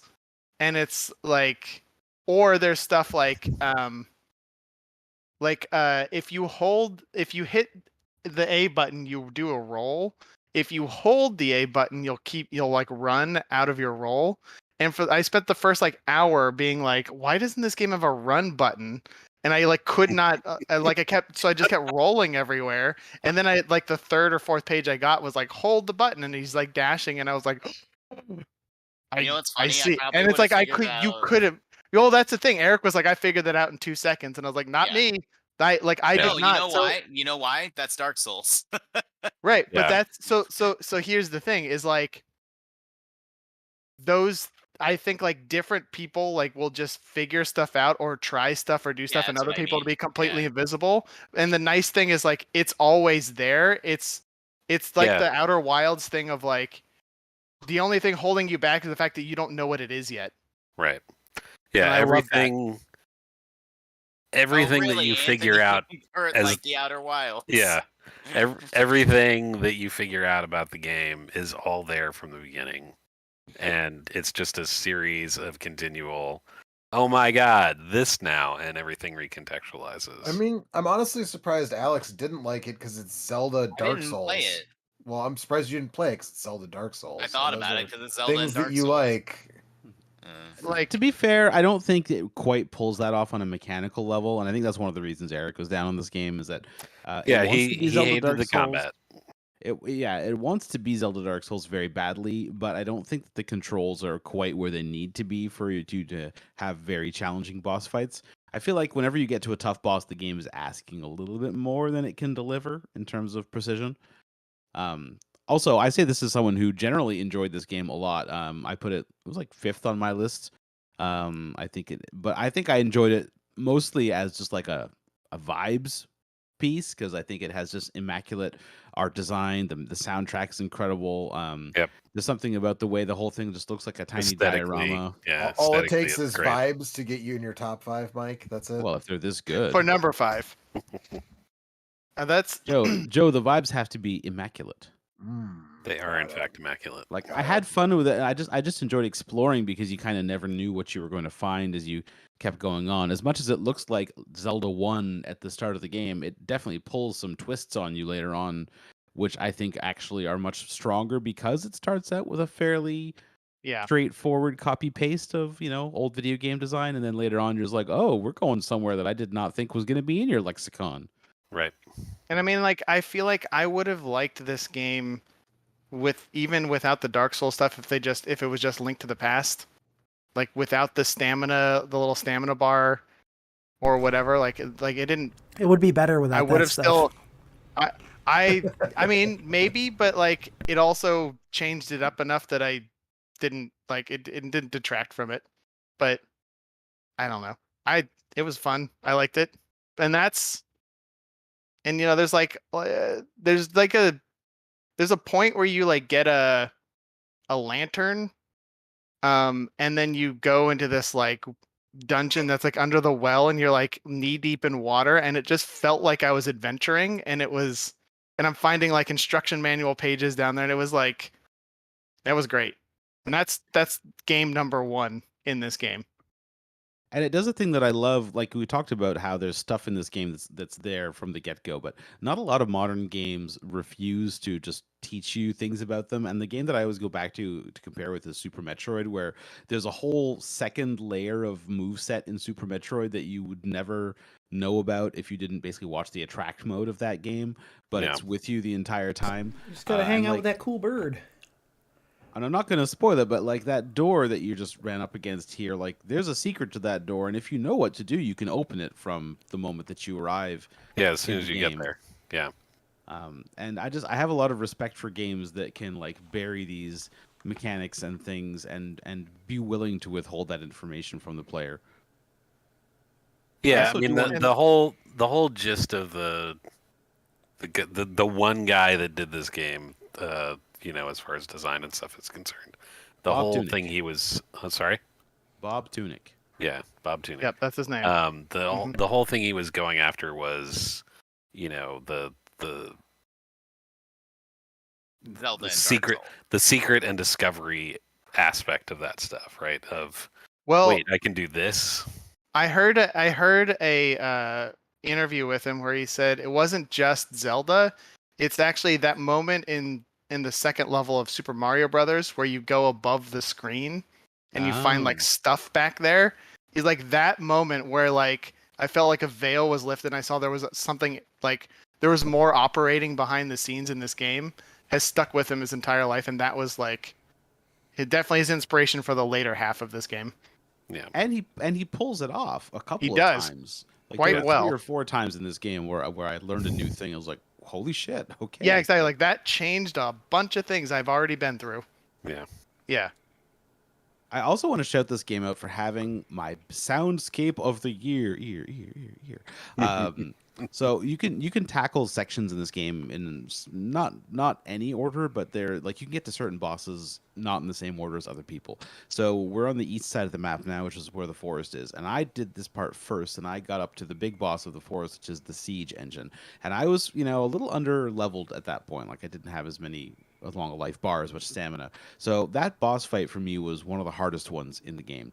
But the soundscape when you're fighting the siege engine is incredible. There's this amazing track that plays, but the boss itself also just makes all these weird otherworldly sounds as it's like spinning around, careening. Like it's like a collection of geometric shapes that like disassembles and reassembles itself over the course of the fight. And like it took me, I don't remember how many tries, but like I was stuck there for a little while. But that soundscape is seared into my brain as just being, again, just audio visually one of the high points of the year for me in games. Is it kind of like Inscription, the first part of Inscription, where there's all those great... Yeah, exactly. Where everything's working together to just make this mood, and you're just like, God damn, like this is intense. Yep. Yeah, that's a very good reference, Eric. That was such a good game. That was the soundscape of the year last year. I want to know what Anthony says the second game is, or is it like you have to play without like spoiling Just too spoil much? It. It's fine. I skipped I'll over some spoil of the it stuff. a tiny bit. I skipped over some of the towards stuff the that end we of- do at the intro. I actually forgot to introduce us. I realize now. So maybe we'll do it at the end, and I'll see if I can. I'm recording this, so maybe I'll delete the YouTube archive and like put it at the beginning or something. But Okay. But you can spoil stuff. It's fine. It's game of the I'm year, not gonna man. go like. I tell me about it because I've read about it, but I'm curious to hear your perspective on it. So- This was one of those games that I felt like I liked, and then apparently I didn't like it enough to go back and play much more of it. So You're too busy surviving vampires. I was Yeah, too right. busy risking the rain Yeah. and surviving the vampires. Yeah, Apparently, Yeah, you weren't done with the previous year yet. Guess not. So halfway, the 3/4 of the way through the game, you sort of you're like in classic Zelda, you're like collecting 3 things at the beginning, and then you have to collect like 5 or 6 or 7 or whatever it is. And you do that, but at the same time you do that, you also can start to like really crack the game open in terms of like all the like every screen is basically like 3 puzzles layered on top of itself, and you figure out how to get access to that. And it like if you want to yank on that thread, then you play a completely different game from there, where you're like, that's how you get all of the manuals, and that's how you get the good ending if you like go and get everything. But basically the whole game is just like tons and tons of puzzles hidden that you like. Each of those, like those doors are the obvious ones where like once you know how to open them, you go in there and there's usually like a puzzle of some stripe in there. But there's a bunch hidden in plain sight that you start to recognize, and there's like other places where you just get suspicious of like, there's nothing here, and therefore I should be poking around and There doing is something. Right. And Right. it's like, that is a whole different game. And then it's got probably the most involved, like every piece of the game adds up to something at the end thing I've ever seen in a game. And like there was a point towards the end of this game where Kurt and I were like texting pictures of like scribbled notes we had taken to each other, because like it was like, did you do this one? Yeah. Well, here's my notes from, because like it was just funny, like the extent to which this game to the point ate that I my texted brain. Anthony a picture of something he was asking about, and in the picture I was like holding a piece of paper and I took the picture, and then like 3 days later he was like, holy shit, blah, and I said, yeah, that was under my hand That was in that yeah, picture. right, yeah. And This is then where I there's- wish I was 20% more hardcore, because I got to the threshold. Yeah, Mike, of, you got really far. You got pretty far into it. I know, but I just, unfortunately, like, I don't have the brain to enjoy being stuck on puzzles as much. So at some point, yeah. I get more frustrated than fun. And after I spent maybe 2 days playing this game when I got to that part and finding some stuff, but I didn't see through the matrix, and I still don't really know what the end of this game is. So I do actually expect that someday I'll probably play this again and see if I can progress farther down that path. Now that I'll I'm note going that in. I I didn't get the bad ending. I skipped ahead to the good ending. And the point that you're talking about, I was at that point, but much further along. There's essentially a final set of things that effectively you have to know the language and all that stuff and do a bunch of really elaborate shit. And that's where I drew the line. It's like, Yeah, exactly. There's I'm not going to spend however many hours I have to try and decode, like code break this language. I don't care that much. Yeah, Mike, did you know there's a third? Do you know about the other language in this game?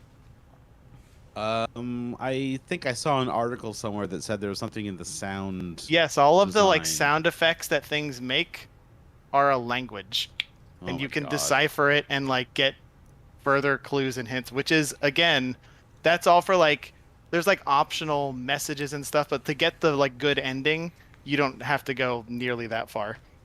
Right. But there's a very big, cool looking, mysterious locked door in this game, and I needed to open it, and that was you open it when you how many solve D-pad everything. inputs did you have to memorize in order to solve that 1,000? puzzle? Yeah, it's like if Resident Evil lockers had 70 digits. That was my problem with a lot of the puzzles in the game, is when I realized it's I have to input up, down, left, right 1,000 different times in order to solve these puzzles, and I just didn't give a fuck. It really hurt the game, for me anyways, if that sort of stuff was hidden in a game like Norco or Citizen Sleeper, which has really excellent writing and a really interesting story, but in a game like this that doesn't have any of that, I just wasn't motivated to solve. Like you guys will just solve a puzzle because it's there, because it's a puzzle, Right. and I need additional motivation, or else it's just not interesting to me. And that was the main reason why I fell off, because it's like I could solve the puzzle, but I didn't care if I got anything out of it, because there was nothing interesting beyond just the solving of the puzzle. So I didn't care. Yep. Eric, I will say that I was not really taken with the look of this game from the get-go outside of the main character. Yeah. And then when you get to the thing where you've shown this in this video already, where you walk up to the lady and who's encased in crystal, and your guy does a motion and there's no real explanation behind it. I was like, it's gonna be one of those indie games, isn't it? And I was like, for the Had first me rolling hour, my just, eyes a little bit. Yeah. Oh my yeah, God. the first hour of this game, I was like, I am not gonna like this. And then all of a sudden, the instruction manual stuff won me over in a big way. I mean, I love that, just from it definitely scratches that same nostalgia itch. When we were all children, one of the most exciting parts of your life was when you got a new video game and you got to open the box and read the instruction manual in the backseat of your parents' car on the way home from the store. Yep. Right? You'd go to Brand Names and they'd pull a game from out the back, and sometimes it was Mortal Kombat for the SNES, and you had a fucking bad time, and Sometimes it was Metal Gear Solid. Right, you never knew. Well, I was pretty old by the time Metal Gear Solid came out, but yeah, I mean, I was the one that was ripping off all the instruction manuals from the games at Blockbuster, and what was I can't remember but there before Blockbuster there was another game rental place with a dumb name, but I was the reason that maybe no, I can't remember anyway, but that I was the reason why that none of those games had instruction manuals, because I loved those, and I do love that art. I would pay $30 or $40 for a big coffee table book style version of the instruction manual, because I really like that. I wonder art, if somebody's made it or not by now. But yeah, they gave them out in press kits, but they're just not for sale anywhere. Yeah, which is so crazy. Yeah, crazy to me. But yeah, and there's also something to me, I have played a number of games where it's the best ending, you have to beat this super difficult boss or whatever. And I'm I don't want to, or I don't have the skill to do that. And it was kind of nice that for once a game was the best ending is behind the puzzles. Yeah. Like you don't have to do that. Yeah. You don't have to, but if you want to, that's how you get. I was like, Yeah. good for once. I don't. I'm the guy on top. I wasn't interested enough to try to I find like out this if game I. because it told me I was cool. My name's Hey, Alex, Anthony. get smart, scrub. I can't. I've tried. It's not fair for you to make fun of me for that. Yeah. That's your favorite game is higher up I on this list. don't know if I could have know. figured out Which the I'll never puzzles, beat but I without definitely you. didn't have the will to find out if I could have figured it out. I just was Yeah. definitely Yeah. not motivated to. But It's too bad because the final puzzle is something that will stay with me for yeah, ever. it's too. It's just so amazing. yeah, Like I I don't. just can't believe the lengths to which they went. Yeah, It I don't. turns To out me, it it was wasn't as all a interesting as dream. the communal effort it took to completely defray Fez. Crack over with Fez. Yeah. Yeah, like this game is definitely has a lot. It's so much like Fez. I don't know if you guys mentioned that, but I didn't. I but thought it is. about it as we were talking about it, and then Same. I was we started thinking talking. it. but about also something like else. when you find out in Fez that you can rotate the fucking world, like nothing I saw in this game was as cool as that. Is finding out there was another dimension in a game like that I thought was only 2 dimensions. Like that stuff was mind blowing. Wasn't that in the trailers for Fez? Fez always also it? comes up in I like think so. I'm pretty sure spinning the world was like a very much a known thing about Fez. Yeah, I before think it the game was. came out. Yeah. Okay. I think it was as well, but it's cool. Yeah, It's cool. definitely. And this reminds me of Fez, and like there are people that went to the hassle of like decoding all of that language and stuff in that game, and I'm like, I'm glad that's there for people that really want to do that. But Did anybody decode all the runes in this? Did you? Yes, yes, Okay. yes, they did. Probably. Yeah. we did not, but No, I did. People did. I mean, because some you kind of start to recognize, You but just have to yeah. memorize a bunch of D-pad inputs. Is that the yeah, key? but it's how you figure out which ones to do is the key. All you right. don't have to know. You don't have to know the language, except for two of the fairies, which is Yeah, and like even though the there's only a very few last words. thing. Yeah. Yeah, and there's like 40 Right. or something. Okay. Right. Well, But we should move on. Going back to the top, fucking awesome soundtrack. Pretty good. Yeah. So I think good. probably my soundtrack of the year overall. It's- Yeah. Yeah, it's very good. So, all right. We've irritated Eric enough. You know what? I also, it's not on any of our lists, and I think we've also kind of gone over all the other games with the best soundtracks. So I just wanted to say that High on Life, which is a game that nobody is probably interested in playing anymore, has a really great Yeah. soundtrack by a guy named Does it? Tobacco. Yeah, he makes weird synth music.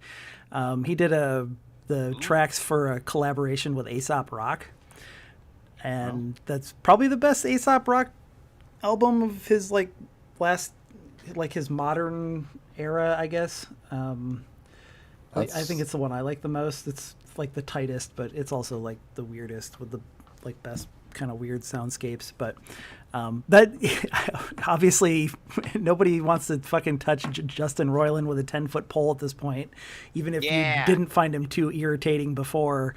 But you can still check out that soundtrack. It's pretty solid. But anyway, we should move on to our number 1 game of the year, How do Yeah. we get from 4 to 1 exactly, Eric? because there's a tie at the top. But who cares? That's Number what we 1, do. the best game of the year, Strange Horticulture. Congratulations. This This is my was number the first. 2 pick. This was the very the first game fuck? I played this year. Was it? Yeah, Yeah. me too. I think it was for me too, actually. Released all in January early 4th or something. Yeah. It was All all downhill downhill from from there. there. Yeah, my number 2 pick, Anthony's number 2 pick. We had the same 1, 2, and 3. Even though his votes don't count. Curse of the Golden, Case of the Golden Isle. Oh yes, okay. I always want to call that Curse of the Golden Idol, which I think is also appropriate. Either way, yeah. Yeah, I either think way. Curse is actually a better title, which is why I always try and call it that. But Yeah, I think so. My brain Yeah. wants it to be that. yeah, this is about So speaking of a chill vibe Yeah. kind of game, strange horticulture is that. You Do you like meticulously labeling plants? This is I the did, game as for it you. turns This is out. the Actually, game for you. I did like it a lot. You're gonna put all your mushrooms on the top shelf. how obsessive yeah. are you about reordering your plants? Oh God. On a Turns regular out very. basis? As I it can't turns out, play this very. game. I cannot have these carnivorous plants next to these, whatever. Daisies. Sleep-inducing daisies or Now, whatever. did you Yeah. did you sub-classify by known versus unknown? Oh, That yeah, was actually yeah. my principal Okay. classification. Yeah, that's why there's two shelves or two levels. But then there's horizontally, there's like 4 or 5 different groups, though. Yeah, That's right. I How do you think do all that? So one half of the screen was for identified plants. And then one half was for unidentified plants, and then each subsection was organized by like stem and flower structure, generally speaking. So like Yep. ones with big flowers or ones with like lots of small flowers, and then like obviously the mushrooms or the leafy plants or the whatever. So let's take a so- step back from this whole taxonomy. No, let's not, because that's the game, baby. The reason I like this game so much is because I've never played a game that does this before. That combines all these different things, right? So it's like Yep. part adventure game and part puzzle game and part like just like we were talking about, like taxonomy and organization of weird semi-magical plants. And But- part And two Look. parts vibes. Right. So helping, Oh, yeah, helping absolutely. people with Definite top plants. 5 vibes. Yeah, totally. great cat as well. But so you inherit like a what, I don't even know, is it a flower shop or is it just a greenhouse or something? But it's in a I would small call it a flower shop, sure. kind of like dilapidated town, and so you inherit your aunt dies or whatever, you inherit this flower shop, and you show up and you have a book that tells you what a bunch of like how to identify a bunch of plants, and then there's a few plants on the shelf, and then you hit your bell and a person from the town will show up and say, hey, I'm having some stomach problems, could you please help me find a thing that will cure Yep. this. And so then you open your big book and you look through it and you look for the thing that says can help with nausea, and then it'll give you like a clue as to what that plant looks like, and then you take the plant down, you like use your magnifying glass to see if what it smells like or what the texture of the leaves are or whatever, and then if it's the right one you give to the person and they take it, and ostensibly it cures their nausea. Yeah. I want to have a word with whoever drew the pictures in that book because they're terrible.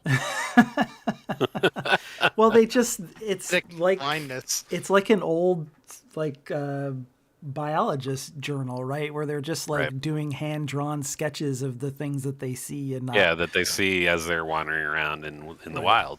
it, Yep. the Except game they don't look anything like the plants. right. It's a journal and not a encyclopedia. Right. Yeah. It's not like Plants for Dummies or whatever, where it gives everything away. It's just like some basic observations about the plant that, I mean, obviously that's the whole game, is you using the clues that you're given in the book to figure out what the plant is. But, Yep.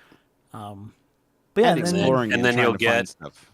Yeah, you'll get sent on quests or you'll get a letter in the mail errands. that says like, oh, Yeah. hey, I found a dead deer in the woods that had a cool plant growing on it. You should go check it Maybe- out. Maybe you want to come get a cutting. Right. And sometimes you you have also to figure out sometimes- exactly where they're actually talking Right. about because they're not actually super explicit. And It's in the forest to the southeast of such and such a place. and you maybe you go there and you're in the wrong forest, and instead you get overcome by some fungi and you pass out for a while, and then you get home and be like, what happened? Well, time to open the Or shop.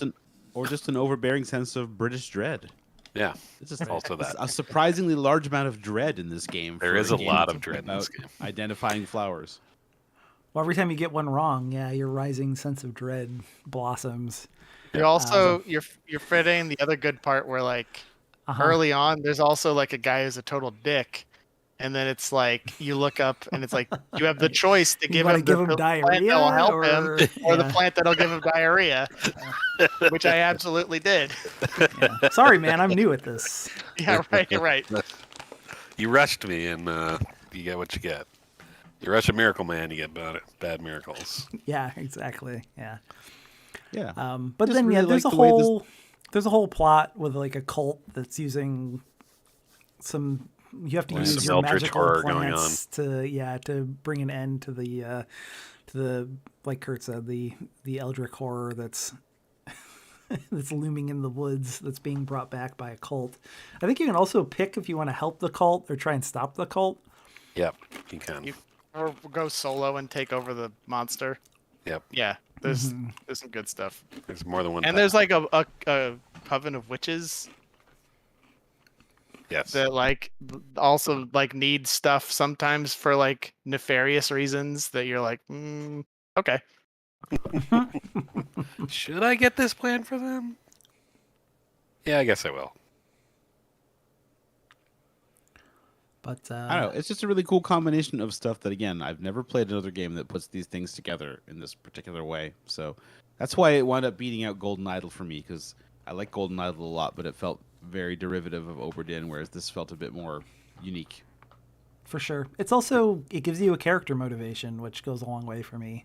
Whereas the case of the Golden Idol, you're just solving puzzles. Whereas in this, you Well, you're a get to have disembodied that observer Disembodied. in that game. Yeah, right. right. Yeah, you're not directly involved. It was like relaxed at the same time that there's that creeping dread. Yeah, and actually, it's great. The clip that you've got here, right? It's raining outside, so that adds to the whole feel of it. You get that little Does background it ever sound stop of it. raining outside? I don't remember for Doesn't sure. it just rain the whole time? It might. It definitely does not, but it's raining most of the time. It is I set in think- England. It's not I mean, raining come on. here. I mean, I it's been a accelerated. year since I played this. But yeah, and then in between every day, you have like a dream that will give you a clue as to where there might be some new plants. So I skipped Yep. past it a little bit, but And then you have to sort of figure out, all right, which part of the map does this correspond to? Yeah. And the dreams usually will relate to the story. It's a very well put together, really cool thing. Yep. You know, it's just an artifact of the system that we use that this wound up getting so high because a bunch of us just thought it was pretty cool. But and in a few years, we'll probably look back and think of it as a weird blip that it was technically our #1 game of the year. But I'm kind of glad it is.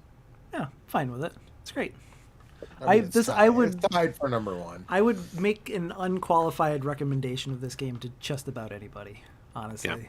Like, Yeah. it's pretty cheap. The barrier to entry is really low, and you'll know right away if it's for you or not. But Yeah, I recommended it to a couple people, and at least one of them checked it out and dug it a lot. So I don't know if it's on phones yet, but I think it'd be pretty good there as well. So, I don't know. Anyways, we should move on to our #1 game of the year, yeah, Can't wait to find out what's #1. which in this case is Signalis. Signal is... Signal is. I don't know. I like Eric and Signalis Mike better, both but #1. that doesn't sound right to me. This was my Good #1 game game. is. I think yeah, it's Signalis. I think It that's was correct. also my #1 game of the year, which is how it wound up so high on the communal list. Man, Um, it just barely missed my list, and honestly, I was a little bit miffed when I made my list because I really liked the vibes of this game, but I'm stuck on the first boss fight, and in a way that's kind of like aggravating. So Oh, well, I think Alex might have some advice for you. just don't get hit. Yeah, That's fine, I mean, but when I'm out of bullets, it doesn't really matter if I'm getting hit or not because I have no way Oh, of attacking dude. no the more boss. bullets. then No that's an more easy problem to bullets. fix too. Don't miss. And you shouldn't be using a shield. Is there a shield in Signalis? I was gonna No, say, it's not. yeah. Forget to roll. Yeah, I didn't forget to roll.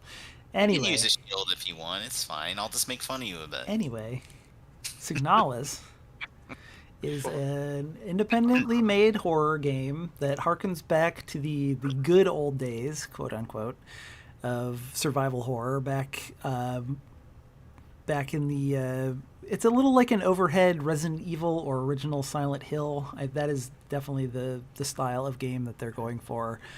It looks like a Silent it's- Hill. It plays like a Resident Evil. Since it's overhead, it doesn't. It's like Metal Gear. If Metal Gear Solid was a horror game, like That's a in good perspective. comparison as well. Yeah. Yeah. But so initially the game doesn't really tell you a whole lot about what's going on. You just kind of are dropped. You get a lot of context clues from documents that are on this ship, and you find out that the character you're playing as is like a type of android that, as you Robot? kind of get deeper into the game, you find out that the androids of this world, they are kind of self-aware or conscious, but their conscience is, it's called They're a patterned gestalt. after people. They're patterned after real people who have died, and each Oh, different it's like, oh, I shouldn't say that. each That's a spoiler. different it's like if you had, it's like if Chevy made a bunch of cars that had artificial intelligences in them, and each model was modeled after a different actual human being. And so each different kind of android is based on like a person that lived and died, and then they take their consciousness and then they like build, Copy it a bunch of times. right. And but because of that, buried deep within each robot's consciousness is like bits and pieces of that person's memories and personality. And so there's a lot of rules around owning androids or using androids that are designed to keep the androids from like recollecting those bits of memory and personality. They'll like dissociate if they realize that they're Right. now androids. Right. Basically. It's like if you like woke up one day and found out that you were in like 1,000 different consciousnesses across a giant.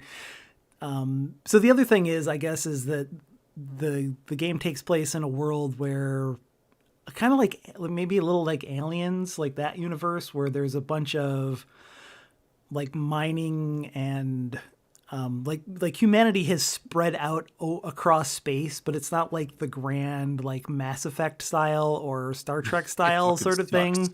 Right, it totally sucks. It's more like Aliens, where it's like these derelict ships get flung to the far reaches of the galaxy in hopes of like bring back minerals. like or yeah whatever. like the ship that you start on is literally just one android and one human being that's put in cryostasis, and then they fire the ship out of a huge gun like just kind of in a direction towards the edge of the galaxy, and then like at a predetermined time the person will wake up, and then they're supposed to use the sensor tools on the ship to try and find a planet that is either inhabitable or mineable. And then they send that information back, and then the company will like send a bigger crew to go and like mine those places for resources.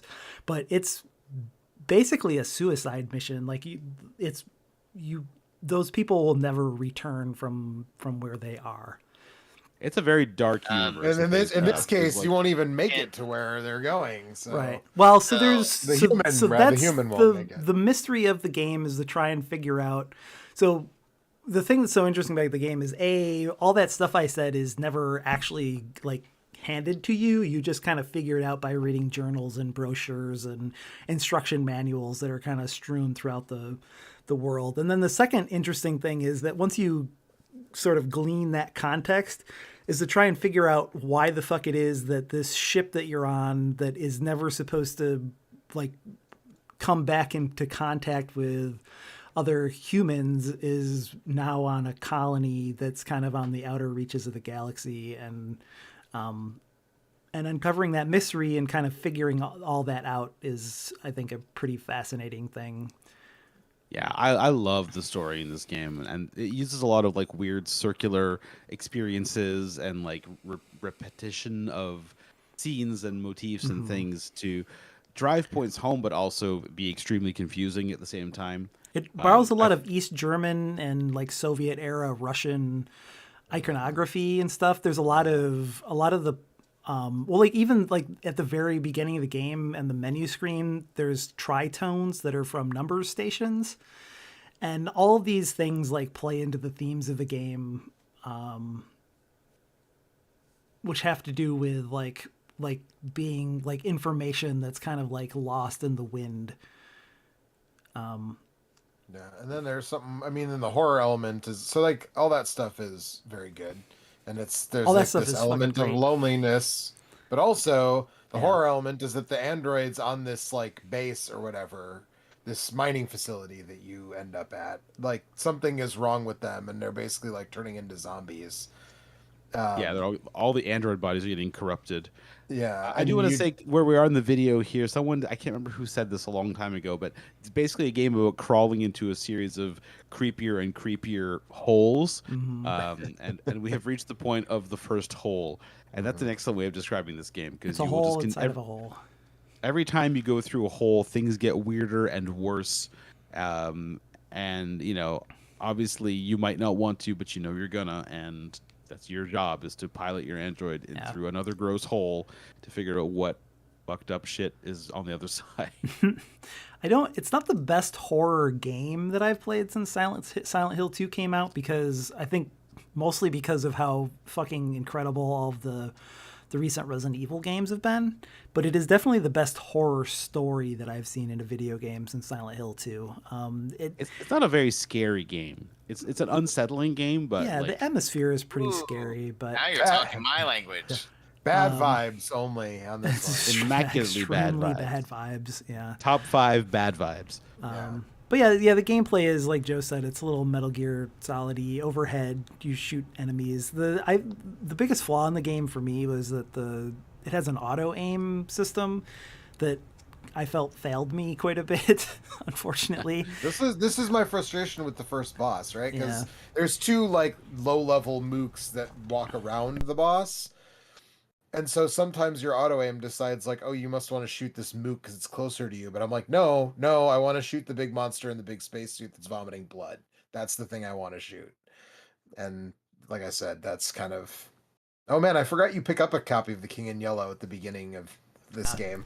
Well, that is one of the keys to unlocking a lot of the themes and things that they're going for, because I think there's a lot of games that borrow Lovecraftian imagery without ever really understanding what it is about like Lovecraft books that are why they're actually scary. Like they're actually scary because not because there's some like weird giant tentacle monster that lives at the bottom of the ocean. They're scary because you can't, like, before giant tentacle monsters at the bottom of the ocean were a common pop culture trope. Like that was kind of an unthinkable thing that nobody had really invented before, right? And so The King in Yellow is an inspiration for both Poe and Lovecraft, and it's like a key to understanding modern horror, even though it's not actually that scary of a book. But this game, I think, gets at the heart of what was scary about those books to begin with, and without actually like borrowing the imagery of that stuff, which I really, really like a lot. Again, comparing it again to Silent Hill 2, which is another thing that understands what's scary about those things without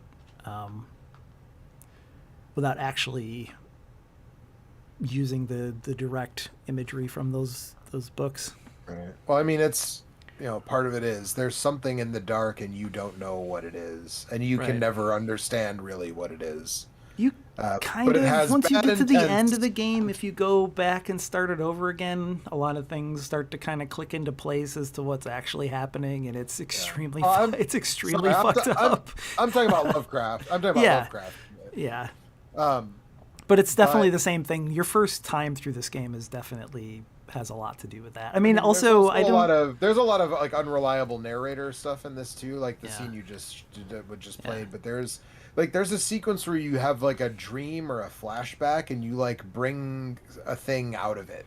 Right. Like you're in this radio tower, like a number station, right? And there's no one manning it, and you find an item, and then when you wake up, you have the item, like the radio tuner or whatever, right? That's what you get from that, if I remember correctly. I just wanted to mention that this scene on screen is pulled directly from Silent Hill 2.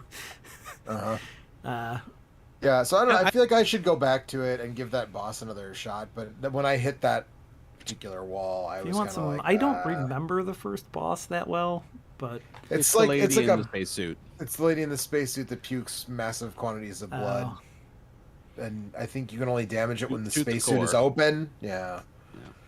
but I feel like I don't have enough ammo, or I'm missing when I shouldn't Yeah. be, or There's something like there's that. another It is fidgety and hard to hit her. Yeah, it's Yeah. true. There's also a very limited number of item slots, kind of like you're basically Chris from Resident Evil 1, and you Yep. never find an extra, you never find Upgrade. like a side pack to carry more items. And there's points in the game where you need to have a flashlight on you at all times, so you actually lose Yeah, an item, I an actually inventory really like what slot. the item slots do to the game. I like the tension that they introduced, but I agree with you that when they give you that flashlight, it's almost a curse. It should It's be like, an equipable item that doesn't take up one of your inventory slots. just tape it to your shoulder or something. I mean, Yeah. but that's like Even- that's the classic survival horror thing, right? Like, Yeah, but I feel like even in feel that Resident way. Evil, Resident Evil had Resident Evil. Well, so you never like- need a flashlight, right? Like most, no, you but need there are like things- there keys are- and things, which you also need in this game. But you never have to have a flashlight to see in the dark, which you do in this game.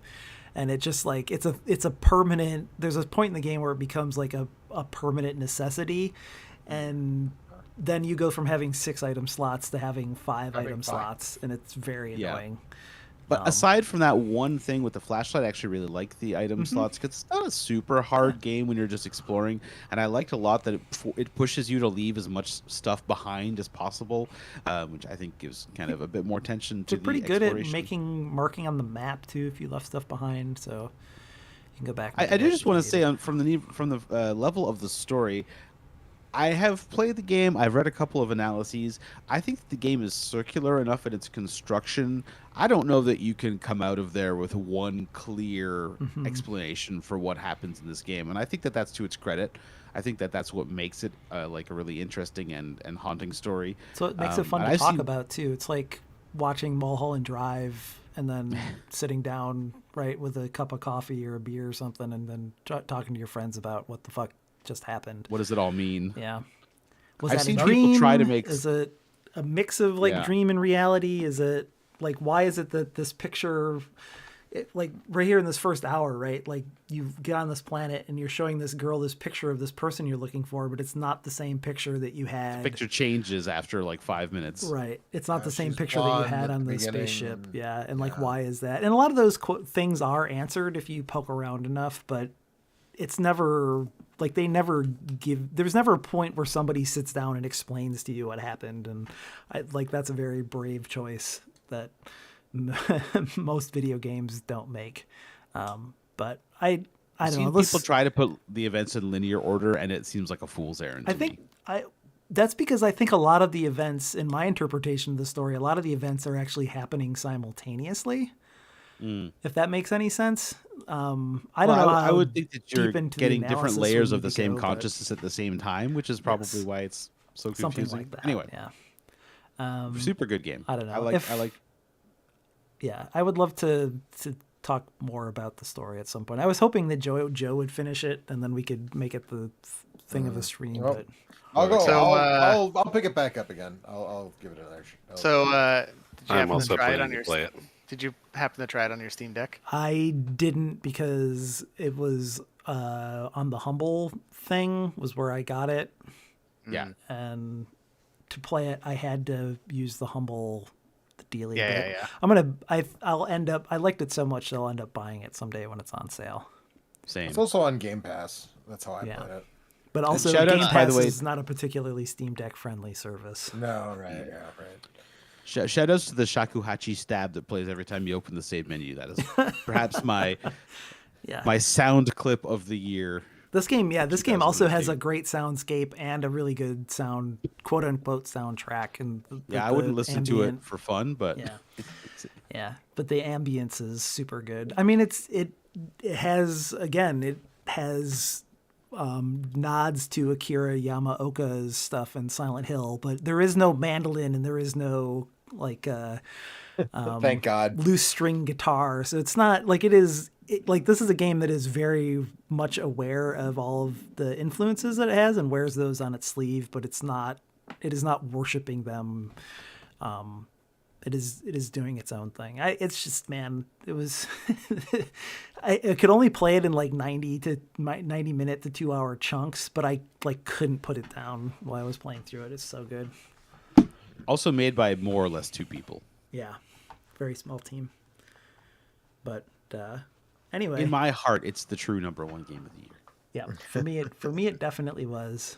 But now we should move on to the Number one game of the year. the number one game of the year. I think that this game is.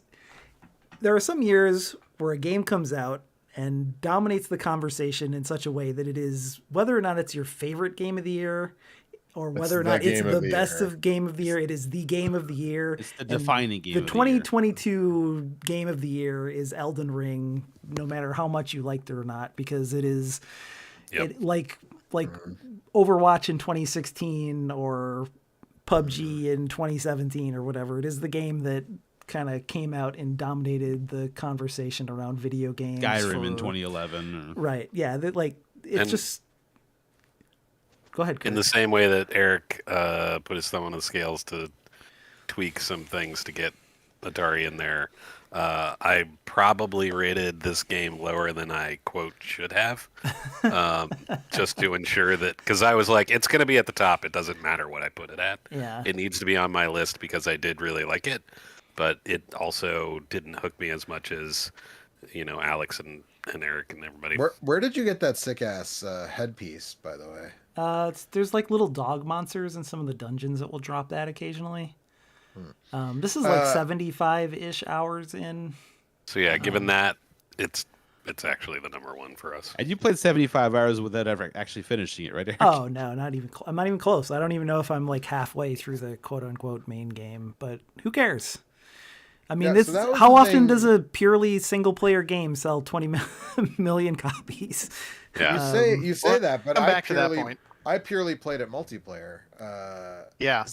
Also, if I hadn't put this on my That's- list at all, it would not have been tied for first because this Yeah. was in my bottom. I think it spot, also but ended up tied for first because I switched Trenched Horticulture and Atari 50th, but Atari 50th had to be on the list, so Agreed. that's fine. It doesn't matter. Does So not I'm not as people who are familiar with this know, I'm not like a huge Souls-like person, but I did really enjoy playing this with you guys. I don't know that I would have enjoyed it very much if I'd straight up been playing it solo. Like I did play a little bit of it solo, and I kind of didn't. Partially because we played it, and then I had a character that was way more built up, and I think partially just because You can play that character solo if you want. No, I know, but I started a solo game to like understand the mechanics of the game before we started playing together. Then we started playing together, and I built up that character. So now I would play that character solo We if should- I went back and played. We should I- play some I more like- together. I like should play seeing some more Eric together. roll over the skull because I do that shit all the fucking time. I was Oh, trying to, but then it disappeared. But I was going to show that as one of like the cool, weird things that you can discover in the game. But hey, have you guys heard of a game called Dark Souls?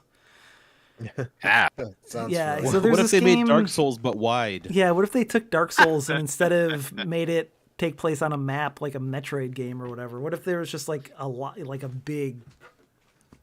big wide open area where you could run around? Like you Go to see, the Costco, bring back some Dark Souls. do you see that mountain over there? You can go there and then you can play Dark Souls. You can I've play been, Dark Souls there.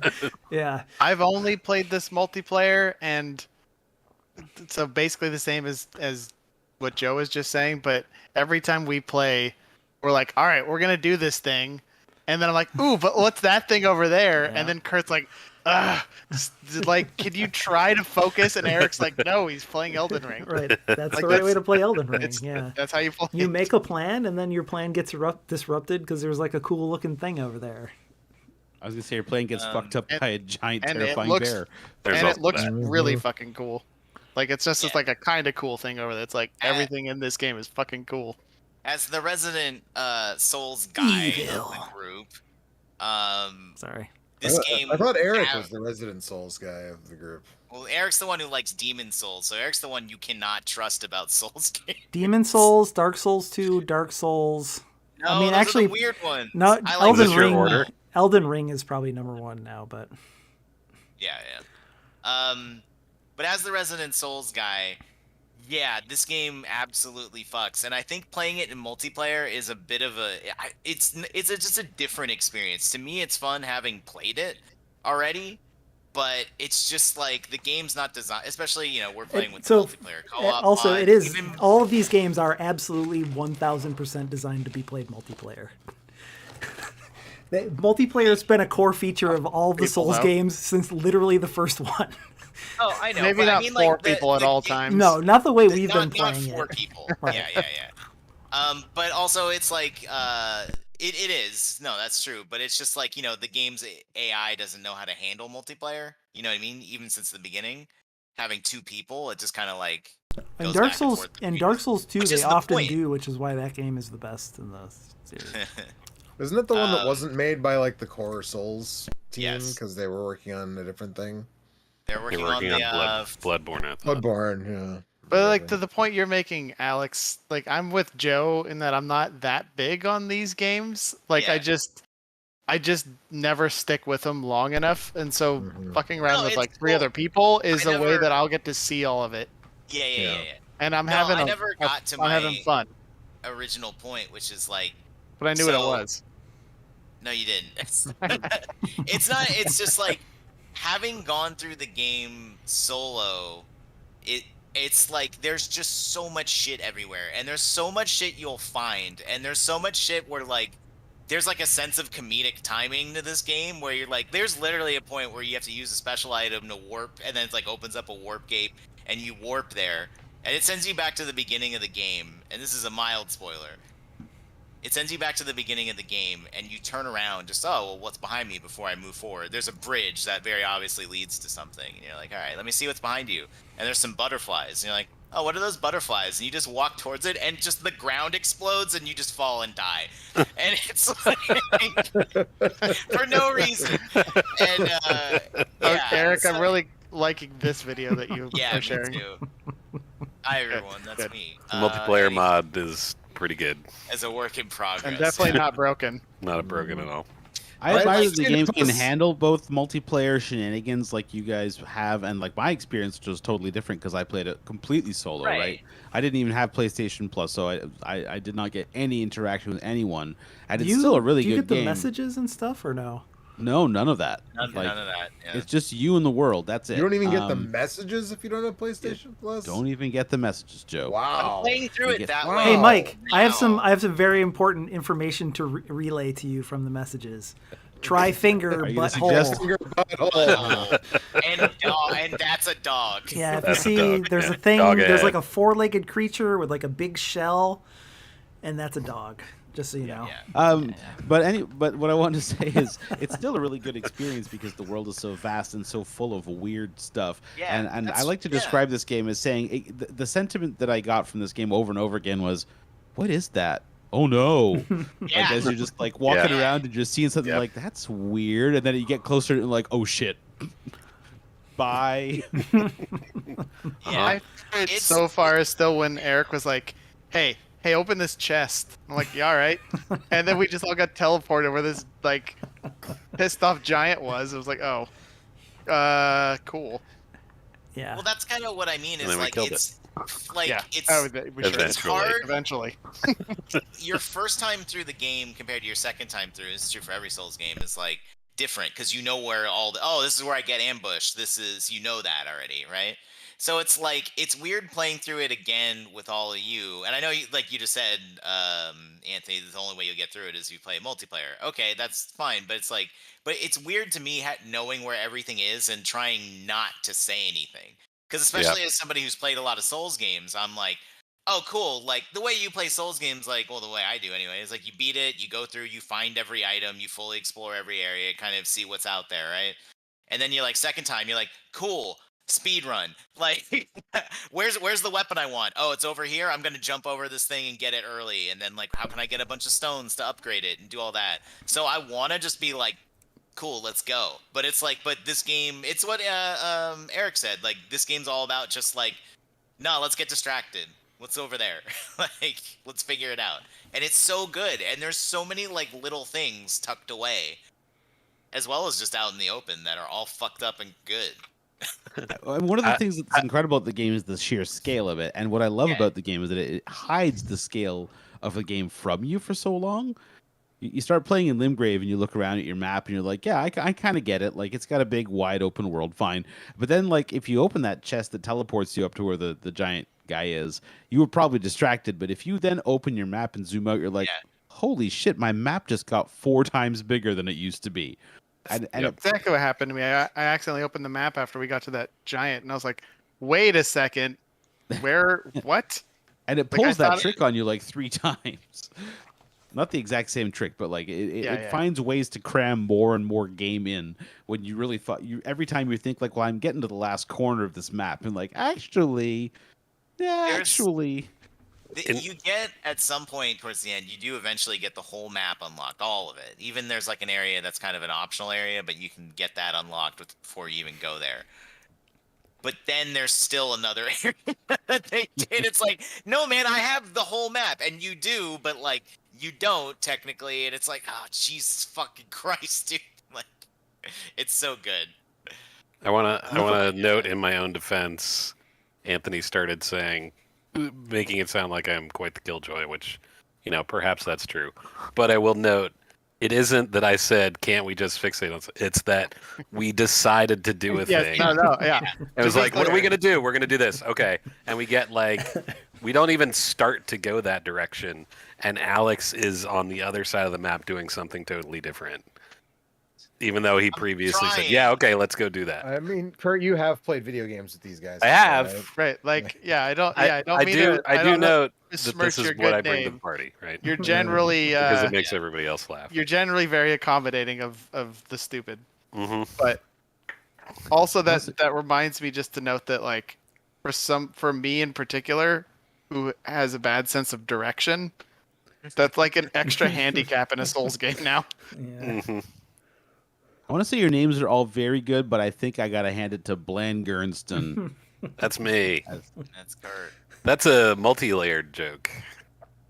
Okay. I don't know. I just think it sounds funny. There was an old Steve Martin bit where he said he was going to go back to his original name because Steve Martin was his stage name.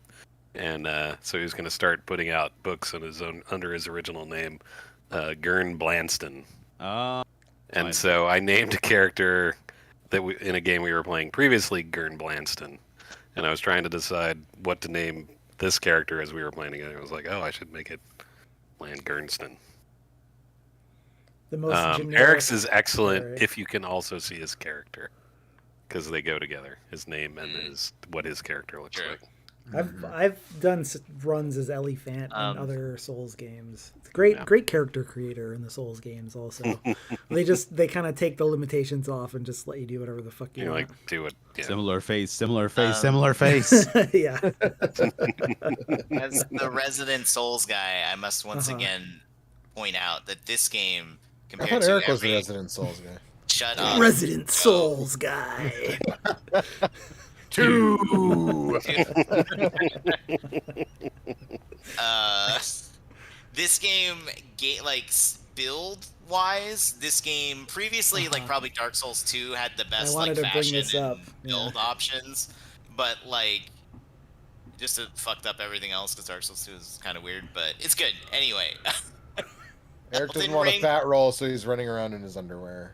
That's just classic Souls, dude. That's what you do. Yeah. Well, that's because I'm wielding these 2 giant. At this point? No, yeah, I do. Yeah, I'm wielding 2 giant swords, which is taking up all of my load. Encumbrance. Yeah. Yeah, I remember this. Yeah, but this game has far and away the most build variety. Like, far and away.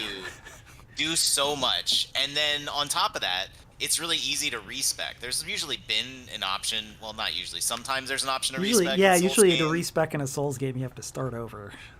Well, it's either, depending on which one we're talking about, you either have to just start over or you have to use an item, but they're like kind of limited. You can only do it maybe like a few times. But here, it's just technically limited. You do have to use an item, but you get like 20 of them throughout the game.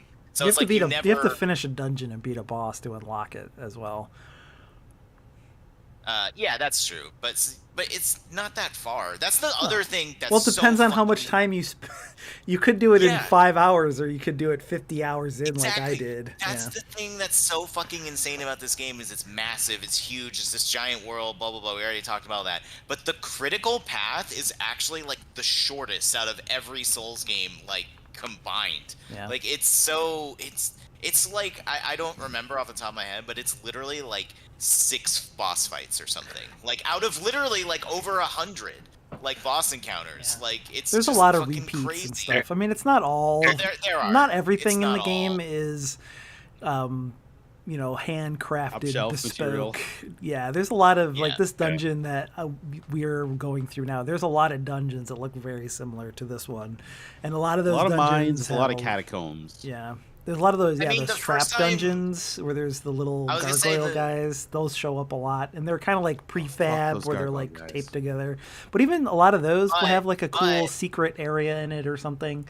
There's was always gonna say, they the always one they that do a is, very like, nice the- job of like setting rules for a given dungeon set, and then having at least one or two of those where they'll flip a rule on its head and kind of fuck with you a little bit. The one where the like cave or like the ruins with the gargoyles where like it's like a fucking puzzle and it's like you think it loops back to the beginning but it's a different path and you have to like just loop through it multiple times and each time you're like, wait, did I get mixed around and am I back at the beginning or am I just still going? Those dungeons are fucking cool as hell. Yeah. Like, There's a fire castle and the poison castle. I also think that the main dungeons, specifically Oh, yeah. the very first dungeon and then the second one, the academy, I think they're two Yeah. of the best like big dungeons that have ever appeared in any of these Souls Yeah, games. I was gonna note that you had made the point when we were playing this that when we went to Stormvale, it's like for those that I can't imagine there's anybody that's into these games at all that hasn't played this, but there's the open world and then there are the dungeons, and like Stormvale is like a chunk or an area that would have been in one of the other Soulses. And that couple is hours. well crafted and very deliberate and so on. I think Stormvale is the It's- best dungeon that's ever appeared in one of these games. Stormvale is really Stormvale's good. very, When very the good. way It's you're good. like, yeah, the way that you're like going in and out of there's areas, and specifically in Dark Souls 3 there's a couple of castles that have been stormed by the giants that have a similar thing going on, but the way that you're like mingling like the destroyed castle with the like new growth coming in with the weird magical stuff that's destroyed the walls, and the way you're like twining your way around and through the castle and seeing it from all those different angles is really incredible. And there's It's- several dungeons that are not maybe quite that good, but that are close. I think I think you're right. I think the first two are really strong, but I think the optional one, Michaela's Halig Tree, which has like the optional super boss, that dungeon and Lane Dell, the capital, those are fucking cool. Those are just so really. Is that the fucking, one that's like, cool floating? looking. That's like broken apart and floating? That's on the critical path. That's at the end. That's the Okay. last one. That's Farum Azul. That one's fucking cool too. I forgot about that one. Yeah, there's a lot of fucking cool destroyed stuff, man. city, like stuck behind time, and then like there's a fucking tornado destroying the city while you're in it. It It's does fucking look very awesome. The tree is fucking so good. Like when Yeah, you so the- just It's you're at another. They- You're not at the giant tree in the game, but you're at one that's like equally as big, and you're up in the branches, like with an entire city built into it. It's Yeah. fucking wild. It's great. Well, one of the things that blows my mind with this game is I finished this game. I played 60 hours of Elden Ring, and then at one point I listened to like some spoiler podcasts on it, and like I don't know what the fuck these people are talking about. There's so much stuff in this game that I did Yeah. not see in the 60 hours that I played. Just whole areas, whole quests, like there's a at lot of least quest 5 or lines 6 with bosses. There's a lot of NPCs quests. that are actually, a lot of them are quite good. They're a lot more in depth, and the writing is a lot better, and the characterizations are a lot better than the ones in the previous Souls games, where just like here's a guy, he looks like an onion. That's weird. Now he Well, they shows have up a a- few they- times. That's also a and- bummer. They got an actual professional author to write all the lore and shit for this one. So Well, He I don't just did know. the if- like big stuff. He didn't Yeah. do like the. My understanding is it's all the backstory stuff, basically. Yeah. Sure, he did the backstory, and it's Dark Souls again. But what I There's just wanted to, it's actually it's a- also Lovecraft. yeah, I just want to say it is a little bit of a bummer that the side quests character stories are so interesting, because I got to tell you, as someone who did not follow a guide, I missed 95% of Yeah. that stuff. Like, I'd run into the characters twice over the course of the game that have no idea where they went or what I needed to do to continue their stories, and then eventually I think they maybe disappear if you advance the main story far enough. Anyway, Yeah, it's too bad because those interactions in the previous games were usually like a little bonus, right? Like a little cherry on top of the sundae or whatever, where it's just like, oh, that was weird. I don't know what this guy's talking about, but that sure was weird. Where I ran into Solaire in this dungeon and he's super depressed because he can't find the light or whatever. But in this game, like some of those stories are actually pretty good, and it kind of could benefit from a more traditional quest log. I just saw Alex doing his torch come hither. Yeah.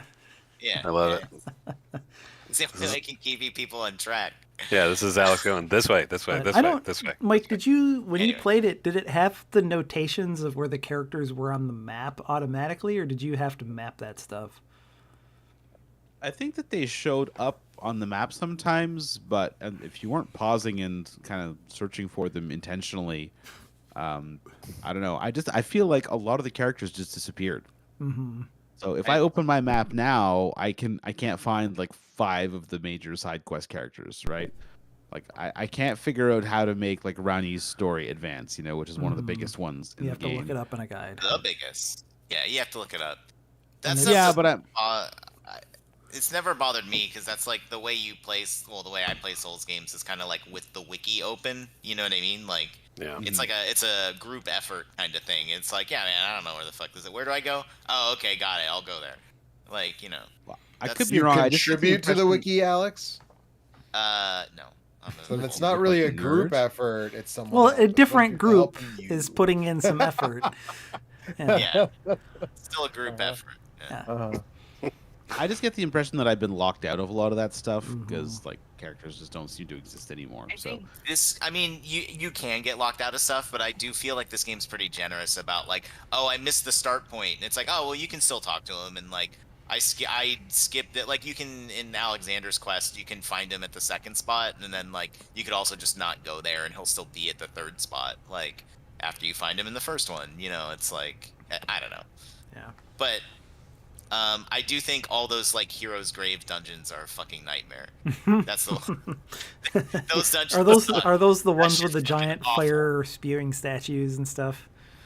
It's Are with those the the ones with the? chariots. Yeah. Yep. That's what I'm talking about. The chariots are bunch of fucking those? awful. There's quite a few. Yeah.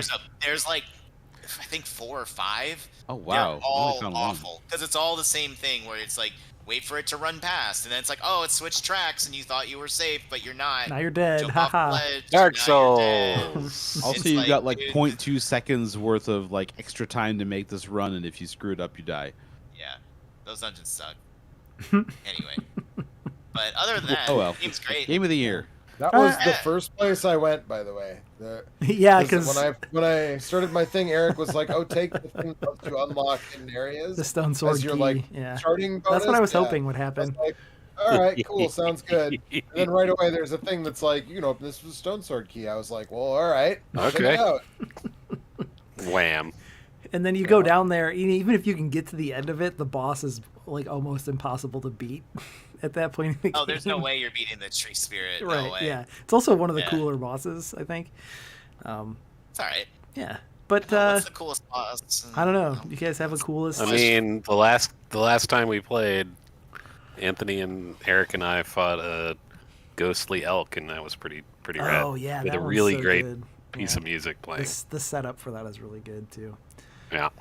And the fact that you mean, kind of the get weird him cat as statue is- the fact that you kind of get him as a summonable spirit is also really good. I mean, all the major bosses fights are all really cool. Like, especially when Godric rips that fucking dragon head off and sticks it on his arm in the middle, where you fight him and get him past halfway, and then he screams, "Roar!" And then it switches to the cutscene, and it's just, there's so many cool little twists and all that stuff. It's such a rich text. And then I know Alex brought it up before, but I wanted to hammer home that I think that the actual best thing about Elden Ring is the variety in character builds. And one of the core tenets of the Souls games is that they don't have a difficulty slider, which is a discussion that I don't really want to get into right now. But one of the things that they've always attempted to do is to have the difficulty be somewhat determined by how you build your character, right? Or like your play style. And I think that this game is the one where they have come the closest to getting it right. Specifically, like if you play like int dex builds with the rock sling spell, almost anybody can kind of like tank their way through most of the game and through most of the critical path. And They with finally the introduction of summons and upgradable summons, with the spirit ashes and all that stuff, there's just so many, like, there's ways to build your character that make the game easy, or you can make it harder if you want. If it's more satisfying to you to be someone who gets in close and dodges and learns all the boss timings and does high damage, like, you can build your character that way, or you can build tanky characters. And there's such great weapon variety, and there's all the weapon arts and stuff like that also changes like the utility of things, and like the flexibility you get of being able to change all those kind of on the fly. And like the giant stack of upgrade materials that you get so you can build multiple weapons to be powerful enough to be viable in different areas. It's such a flexible RPG system. I know I've said it a lot of times before, but like the thing that is lacking from the non-Souls from games is that RPG, like, at the core of it. And now that, and this game is also much better than the previous games about sort of telling you what those things do and being more upfront about how weapon scaling works and what the actual damage you're going to do based on your weapon scaling is and all that stuff. And I think it's better for it not having that stuff be so obscure. I But think they introduced block counters, which is the one thing that finally made me be like, all right, I get why people use shields now. They're so good. Yeah. It's such a natural evolution where it's like, it or you feels can like, why is never not been engage there with the that whole mechanic time? ever if you don't want to. Exactly. Yeah. There's It's so really much, cool. Yeah, so good. it is a really well designed big open world with a lot of really cool things to explore that also has at its core a really good combat system that has really smooth mechanics that they've kind of ironed out all the weird hitchy stuff that happened in Dark Souls and Demon Souls, that also has a really flexible character build RPG system. And we've never had a game that had all of those things before, right? Like, we had like there's the Bethesda games that have really rich worlds with like, that really nailed the exploration part, but the RPG part of it and the mechanics are pretty poor. Or there's like the Obsidian games that have really excellent writing and usually pretty good RPG mechanics, but not so good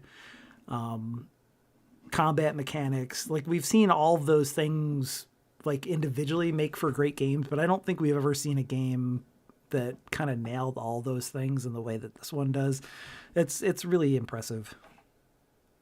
Yep. But it's still not as cool as Signalis. No, not true. There's I don't know. I haven't played it, but I mean, this is sort of the I think you said the same thing about Strange Horticulture, but this does feel like everybody kind of liked it, so it kind of backed into the number one spot. Yeah, because- my top three was pretty fluid: Elden Ring, Signalis, and Norco. Like, those My any top one 10 of was those pretty could have fluid. been Yeah, my number one. man, I had so many games that it was hard. there for me was to, there was a solid 15 or 20 below those three that was really fluid yeah. because there was a bunch of stuff that But I yeah, liked this year. my top three was pretty like my top Yeah. three was. And if I was pretty, just going by hours played, it would have been Risk of Rain 2. But It was just a year filled with lots of very good games, but Mhm. none that personally like went that extra level for me of becoming like an all-time favorite. yeah, But I had a good time playing lots of cool stuff. yeah, and I think this is the only game that we all had on our list. Voted right? for? So, yeah. Was Elden Ring. it's good. Yeah, I don't know. It was a really. At first, I was like, man, you get I a feel like I horse didn't that play double anything. jumps. Why didn't we say that? That's all you have to Right. say. Oh, that's Fucking, like the that's best it. part Show is, over. yeah. You get a horse that double jumps. Ghost horse that double jumps. Yeah. But I thought that, like, I thought I hadn't played that much, and then I like went through kind of my list of everything that I played and liked that would be in any kind of consideration, and it ended up being a really long list. And I was like, wow, actually, I did play a whole bunch of stuff that I really enjoyed. That there just wasn't even room for in like a runner-up, capacity. The bottom five of my list was I agonized over the bottom five and like what went in there and what didn't quite a bit. I would say. I Yeah. don't know if that was everybody's experience or not, but I just picked a bunch of stuff because I couldn't make up my mind, so I just threw some stuff on there. But yeah, I don't know. That's the 2022. That was a year. Year. Arguably, yeah, better than the previous 2 years. So I don't know about games wise if it was, but but as a year, yeah, it was a little Yeah. less bad. It's got that going Yeah. for it. yeah. I don't sure. know. Do you guys? Is there anything else from 2022 you want to highlight here before we?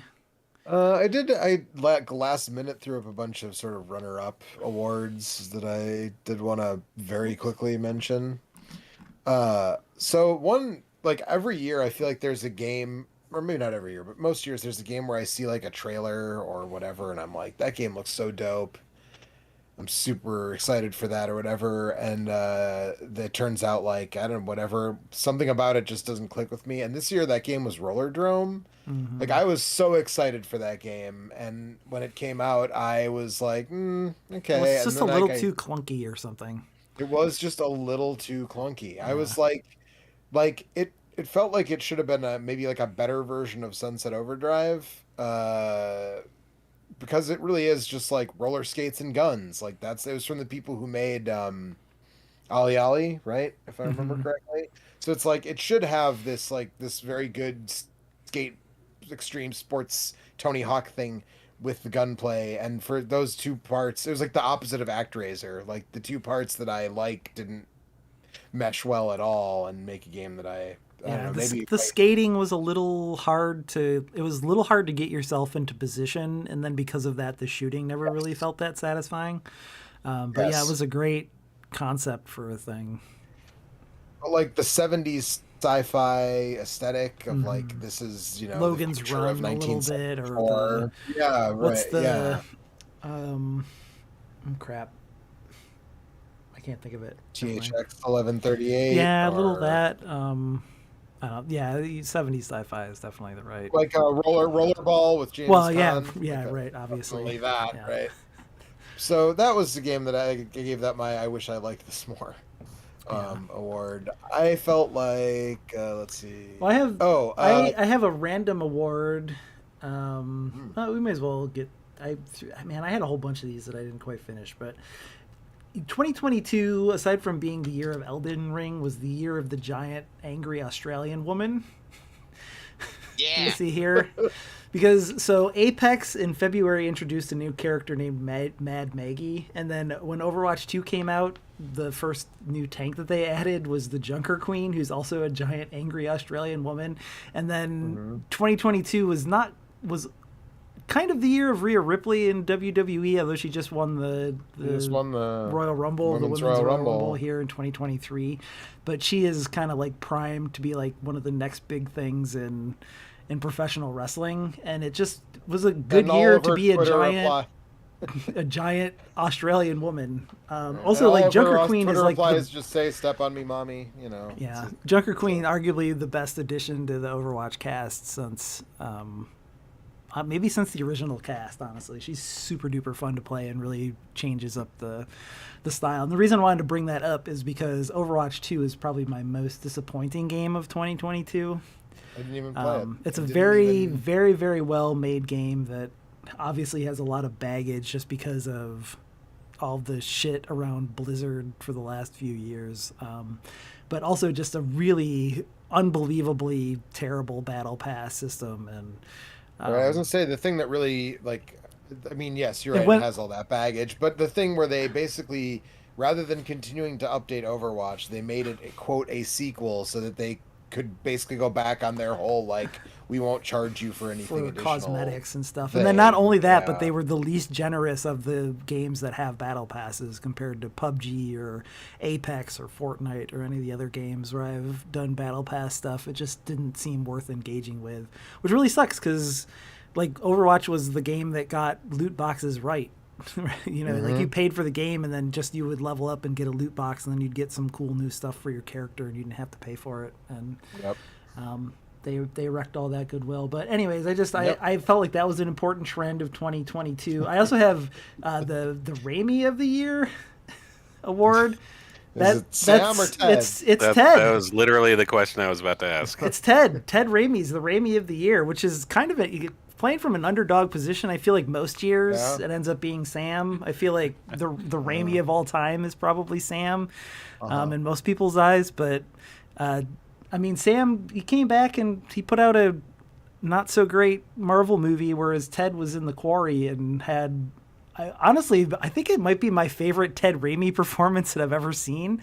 I've never really seen him do serious acting before, but he is so intimidating. he's normally the comic relief at most. Yeah, but he's so intimidating as the cop that kind of I was is aware pretty of what's surprised happening. actually as we were playing that section. Yeah. I actually thought where he was Doctor featured. Strange 2 was one of the better Marvel movies of the recent couple of since the Avengers Endgame stuff, where they Yeah. kind of folded up. A lot I've of heard, the that stuff. there's some cool Sam They did let stuff. Raimi be Raimi. Yeah, there's some. So there's where some where they Raimiisms really leaned in- into that was good. I mean, a monster gets its eyeball pulled out and it makes a popping noise. Yeah. Is Bruce Campbell in there anywhere? Yes, of course. Yes. All right, well, good. Pizza Papa, is, baby. Is Ted Raimi in there anywhere? I feel like God, he those must are be, two but key. I can't think of. I don't remember seeing him. I don't but remember that doesn't mean he noticing wasn't there. Ted, but I feel like he must have been. But Bruce is Pizza Papa. So Anyway, I hope Ted Raimi is a reoccurring person Don't see it in on the Wikipedia. Dark In the- Pictures game. He should Yeah, just be that'd in be all of great. those games. That'd be great. I love those guys, obviously. Yep. But I the wanted Raimis are the guys who make the Dark Pictures. No, games? the Raimis. Okay, yeah, right. Also, the worst game of the year. Joe and I streamed Yeah. it for an hour. RE boy. Verse. What a piece of fucking dog shit that was. It's a Mine car was- in reverse. It's a nice looking worst though. It Yeah, is a thank nice you, looking yeah. worst. I don't like to do worst stuff. I think that feeds into the negativity No. and all that Yeah. shit. But this game, this was a It's- disappointment on so It's many so levels. horrible. It's so And horribly it's bad. Yeah. Every And we've time done they this try to before. do- Yeah. Yes, every time they try to do this, Yep. it's dog shit. I don't know why. This time for sure, Rocky, we'll make a Resident Evil multiplayer shooter, and it'll be good this time. We promise. No, it's fucking not. There were 2 maps at launch, I think, and Uh-huh. even there's- the first night, the first weekend it was out, Eric and I tried to get into we couldn't get a full lobby on the first weekend it was available. And it's so bad. It's terrible. it's like they've been advertising it since Resident Evil Village came out, right? That you got that for free Yeah. along Yeah. with Village and That's because the they knew combat nobody would pay in for the this new fucking the new third person Resident Evil games is all really good. And this just feels like shit. It doesn't even feel like those games when you're fighting from the third person. It's so terrible. It's unbelievable that they even bothered to put it out or to put resources into it. And on top of that, they had a dog shit battle pass that was Yes. monetized right out of the fucking gate. It's unbelievable. Yep. Um, Yeah, it was fucking just. yeah. It's like a different universe from the Yeah. like Resident Evil. Almost counterintuitively is in like a renaissance now. It's the better last than it's ever 4 been. mainline games Yeah. are among the best in the series. They are the coming best. out- If you were making a top 5 Resident Evil games, I would think it would be weird if you didn't have at least 3 of those in there. Yeah, Yeah. yeah, right. So Yeah. so this comes out of nowhere as just the worst fucking thing. It dropped right out of like 2009. Yeah, but and it was been shitty by those standards. Yes, right? Like, yes. It would be a shitty multiplayer shooter. We in just, you and I 2009. remember it was it not last year, but 2 years ago, we did that ranking of Resident Evil games, and I went back and revisited a bunch of those shit ass Still Resident can't Evil keep multiplayer straight. games. That there's like Operation Raccoon City. Yeah, Operation yeah. Raccoon City and Umbrella something. No, not Chronicles. No, that's it's not one of the- Chronicles. that's It's like something. that. Anyways, it doesn't matter. But it's unbelievable how much this game is like those games and how bad it is. Anyway, I just wanted to. You have anything to add, Alex? I do. Please. Elden Ring's not my favorite game this year. What was your favorite It's game this year? Wow. Trombone. Yeah, Champ. I didn't have time. I was gonna do another like best joke thing or best mod, and then it was gonna be the trombone champ playing the one-winged angel. Winged Angel. Yeah. Because that was incredible. The trombone champ is a great joke. It was definitely in that. It really is. It's in not that top it's 15 or 20. I for me. have beaten it now. I've gotten the true ending, and I've gotten all the achievements except for one, which I just haven't put in. I just need to get like one more S rank, and I'll do it. And I can say it's like, I don't know, 5 hours long or something, but like it's still funny. I cannot It's believe that still they funny. managed to deliver on the promise of that original, Yeah. reveal trailer thing, and they did, and They did. It was a blast. We're at the end of this, right? So we can Yeah. do spoilers. Yeah. Go for it. The For way Trombone you unlock Champ? for Trombone Champ. So after you progress, you beat a certain number of stages, you find Toot Seeker Tom, and Toot Seeker Tom is very clearly Pardon. one of the serpents from Dark Souls, except a monkey. Oh yeah, right. That's right. And he It's starts Lord talking to you Framped. about the- Lord Framped. Lord Frank, yeah. Yeah. And then he just starts talking about the freaking the treble clef and how you have to find the power of the treble clef. But then eventually that's the light to the dark of the bass clef. And then you have to find the other baboon, which is like bass master or something. I don't remember. Benny, I think. I don't remember. Is he the evil one? He's the evil I one. can't remember what the evil one was in Dark Souls, but Dark Seeker Hath. yeah, or Kath. I think it was Kath is Kath. 2 A's, but anyway. Kath. So you get one of them. You have to. So you unlock. You play the game and you get toots, obviously. That Turning was what toots that for was what I card. had. That was the award I was going to be Toot of the Year. Yeah, you turn in toots for cards. The You runner-up can break being cards the guys down in Dark into Souls that play the turds. horns to summon the guys. Anyways. Oh yeah. Yeah.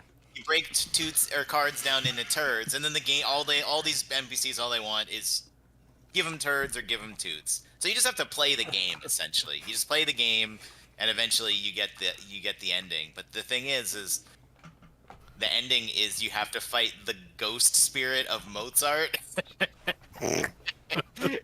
You get 2 special keys by getting all the unlocks, and then you have to fight Trazom. The entire sequence is just like it's just the ghostly eyes of Mozart. It's just like a stock painting photo of, you know what I mean, like of Mozart, like just floating around with fucking glowing eyes. Right. So man. there's so many jokes about hot dogs. There's so many dumb fart noises. I can't believe that game cheeseburgers. actually came out. It's so dumb. We It's the were on dumbest that thing. trailer early too, right? Like you Yeah. and Maddie brought that to our attention like 3 or 4 years ago, and then we would revisit it every once in a while. And then the game came out and was a hit, and it was very gratifying. Yeah. Um, Yeah. It's good. It almost triggered the like I was into that band way before everyone else. Feeling. Yeah, absolutely. Yeah, Big actually, for me, for sure. Yeah. on that front, it looks like the full version of Pizza Tower either just It's finally came out. out. Or Yeah, it is just coming came out I like saw this that, week. Yeah, yeah. it just came out this week. Yeah, or last And, week maybe. like it seems like that's been getting a lot of like everybody's Mhm. like it's the WarioWare game or the Wario Land. World game that Nintendo won't make. Or so- re-release even. Yeah. They're Well, too no, scared to make. they just re-released a couple of them on. Oh, are they on that the Game Boy Switch thing? Online? Yeah. That's good. Yeah. That's good. I think 3 and 4 Okay. are both. Those on games are there. great. I love those games. I don't know. Is there anything else anybody wants to highlight here So about? I just want to say two. I'll truncate my things. There are two Yes. things I want to touch on very quickly. One, the most satisfying animation in any card-based video game that I have ever played is playing Galactus and Marvel Snap. Okay. Not only so that game, by the way, like excellent animations on that. Like That was a pretty fun game.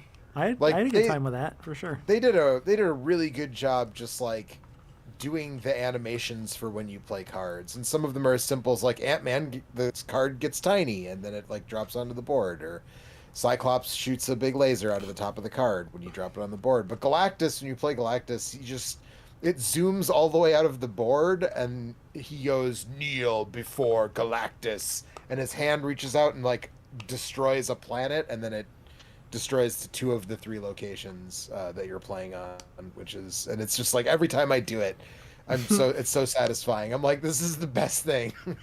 Because you're also like ruining the game for like the person you're playing against, right? Because it's enormously satisfying. And the other thing that I wanted to say very quickly is I feel like we talked a little bit, but since Mike had one of his games on his list and I had a different one, and I think combined they might have made the list, we do have to talk about Zachtronics and how good Zachtronics was this year. Yeah, Last Call BBS. Was in general. Last Call BBS R.I.P. was I put Last Call BBS on my list, and Mike put the Solitaire Collection on his list. And both are good. And both are good. And Last Call, like the only thing I just want to say about Last Call BBS is like it felt to me like the perfect companion piece to. Do you guys remember Retro Game Challenge on the DS? Mhm. Yeah. Yeah. Which was like it's recreating this, the NES era and looking through magazines and doing all that. Like Last Call BBS is like, 5 years after that or 6 years after that, like fucking around on BBSs and downloading wares and like all like the time like the kind of games that I had on my first the first like modern computer that my family had and stuff like that. Like that's how I sort of like connected with Last Call BBS, even though some of the games are just too fucking much for me. Like the one where you have to make machines for the food court, just way over my head. But both the Solitaire games are great, and the assembling Gundams thing was like a little Raking a Zen Garden. A lot of games, like I said, this year were like Raking a Zen Garden. That was Yep. I found that really, really fulfilling is the wrong word, but Zen. Yeah. just Yeah. gratifying. I'm not sure who put the best song on this list. Mike from had a Sony on bunch the of those, Solitaire. but I couldn't come up with a good way to incorporate those, and I kind of ran out of Yeah, time. but the extremely chill vibes with all the music in those games, like just really fantastic. So I wanted to shout those out. Yep. Okay. Anybody have anything else? Yes. Go What? to it. I have one more thing that I want to talk about, but I've you do yours first. I have two and a half things. Uh-oh. I really like Card Shark, but I don't think anybody liked it as much as I did. I liked that game a lot. That was I liked it a lot. That was in like the top 20 I haven't for finished me. it. It was There was a that point game- where I couldn't like remember the mechanics well enough to succeed. like it was just too. Yeah, there that's was, actually. I played a whole bunch of it and then I stopped, and then I came back to it and I'm like, "Fuck." Yeah, I completely agree, yeah, but also I needed like a you're cheat talking sheet. to me. So it's like, You've what do met I me, have right? to push A Yes. and then push the slide the stick and then do the thing, and I couldn't remember the order of operations. Fun thing is and- they get there at the end, but at the end they check your mastery by making you on the fly change those things, Oh boy. which is just like it's only for the like last mission, but it's like that was so cool to be like I've understood what you've taught me because I have to change it Mm-hmm. to adapt to the situation on the table, which is great. That's like triple triad. The rules are different. Like, what if the rules were all the rules? So that Not game, doing it. Alex, is you're cheating at cards. Okay. So you're like learning It's how to WarioWare, but A little all bit, based around yeah. cheating at cards. Yeah, but Yeah, it's not. You're It's way trying to more. learn how to do false dealing. The or false inputs shuffling are and- way more complicated than yes. Yeah. Right, WarioWare. WarioWare. Like there's a lot of inputs where it's like 6 or 7 different buttons that you have to memorize and kind of like do in the right order. Push up, press A, And- push down, and press to the under a left, time press limit. E. Yeah, Yes. right. That's And the if you part- fuck up, that's the part game that's the just problem. keeps going in a way that is very unsatisfying. until it sends you to hell. Yeah. Yes. It's actually kind of great. Yeah, you have to play death for a game of cards, and you could cheat, which is great. I like that game. I'm glad you but brought it with up. but cheating at poker. I was hoping I would like Yeah. it a little bit more. Yeah, I get that. I also But kinda, it's- like, it's checked good. out- It's The art short. style's nice. It's, I kind of checked out on the Yes. story at a certain point too. Like the writing wasn't quite compared the to. story actually gets more interesting right at the end. Oh, does it? but- Okay. Yeah. But compared to Um, like Norco and Citizen Sleeper and Signalis and stuff, which just had like all-time great writing and stories, that game was a little I don't Right. know. So I missed the beginning of this. Did Mike talk about Pokemon? Nope. No. No. Okay, so I think he put the other Pokemon game, but Pokemon Arceus Pokemon came out. Violent, yeah.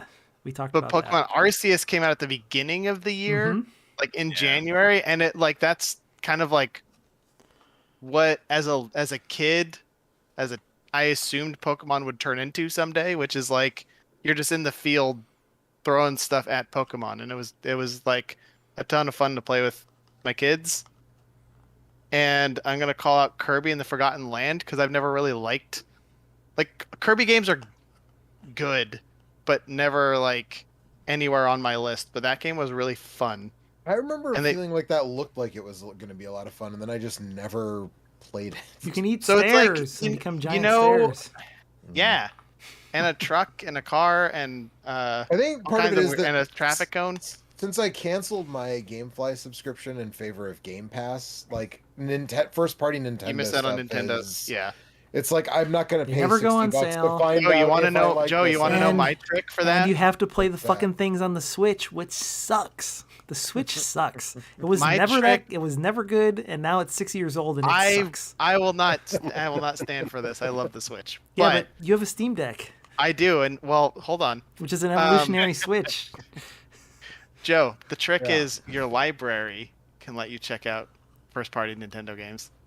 The trick is, Joe, I you have should to have look into kids that, that make actually. you buy Huh? this bullshit. That's Mhm. well. There's also that, but I didn't buy Kirby. I was Okay. on the waiting list for like 3 months at the library, and it was. But I would have bought it had I known. That's a game. If it Um, was on Steam, I would have bought it. Yeah. But it's on But Switch. it's and it's I good, put my and it's Switch like in the storage locker, and I haven't touched it in like a year. It's like- but- Mario 3D, like what they did with Mario 3D World, is the same. Like they did that to Kirby. Like you move in all directions, and so you're not on a left or right plane like you are in other Kirby games. And it's like they did it super well. So it was fun. And the last thing I wanted to call out was Aperture Desk Job. Oh yeah. And also the Steam Deck, because I got one this year, and it yeah, was we talked. it's I gave pretty it. great. I gave the Steam Deck the best rectangle of 2022. Okay, good. Yes, I agree with that. Yeah, beating But out Aperture Very Desk good Job is rectangle. worth calling out as a. As a poke in the eye because you want Valve to make games. Yeah. But it's the They just put out teach you Half-Life about the Alyx, Steam too. Deck, Fun. but also be fun. I own that. Yeah, just like 2 years ago or something. Alex is so fucking good. Thank you. Listen, I keep thinking about spending $1,000 on one of those fucking headsets, I don't know what you're talking about. and now that the stupid PS2 VR thing doesn't seem like it's ever going to have a viable PC option, it's like now I'm really thinking about buying one of those stupid fucking headsets. All right, Keep Eric. hoping they'll drop the price, but people keep buying them, so it's not coming down. People like me keep buying them. Yeah. Eric, we'll go halvesies. Okay. Okay. I already own Half-Life Alex. I just don't have a thing I can It'll play be it on. perfect because we live so close to each other. We can share all the time. Yeah, exactly. Right. Yeah, you guys can just come over to my house and play it. Just Yeah. come. Right. Just right down the street. Yeah, exactly. Anyways, those are the things I wanted to call out that didn't get called out. Yeah. Nice. I will give a special shout out. Somebody wrote, "Oh man, how could I forget this one? Rogue Legacy 2." If you had told me at the time I was playing Rogue Legacy 2 that it wouldn't be on my list at the end of the year, I would have been shocked. And I almost still put it on my list, even though like I played the shit out of it for a while and then I stopped and played a bunch of other stuff and I never went back to it. But I Yeah. keep thinking about that I should. And it just didn't gel enough to make it onto my list, but I still really dug it. Yeah. Yeah, I liked it too. I thought it don't was really know what was extra. missing from that game, but something I don't know what it was, but I liked it, but I just couldn't. It didn't grab me in the way that I wanted it to, and I'm not really sure. It's a much better game than the first one, and it's like Yeah, like I 'cause don't really I have feel any like I obvious bounced- flaws that I I can kind point of bounced to, but, off the first one. yeah. Like I played a bunch of it and then I was like, eh. And I got kind of obsessed with that one for a couple of weeks. Mm-hmm. I mean, it's no don't shit your pants, but you know, I mean, no. sometimes the best game you make is right out of the The gate. first game you Yeah. make, yeah. It's just like a band in their first album. Yeah, right, exactly. Well, Eric, did you feel the same way about the game over screen and to stay out of the house as I did? I got tired of seeing it after a while, but yeah. That was my note. Was most tedious, unskippable game over sequence. Yeah, I don't know why that was so long. It was very irritating. I don't know why I couldn't skip it after the first 5 or 10 or 20 fucking times. Like, eventually I just wanted to be like, please let me just skip this. I get it. I'm going to get dragged into the room. I don't. The last thing that think I might want to mention is, Pentiment has a fatal flaw in that if you want to talk to everybody, you have to run around this stupid town 1,000 fucking times and spend literal hours of your life. It's dragging on me that I can't move any faster and or it needs a fast travel either thing. walk faster and or The whole fast day travel. after you roll. But there's a world where added it's it. easier to get around, and that game is my number one game. I think that is the best written game that I've ever played, and there's just so many moments of it where it's just like really quietly conscious of how human beings interact with each other in a way that most games just aren't. My favorite moment of any game that I played this year was it's a game that takes place in 3 acts. In the first 2 acts, you play as this guy named Andreas, and he's an artist in training at an abbey in the 1500s in a Bavarian I literally was shocked at the end of the second act.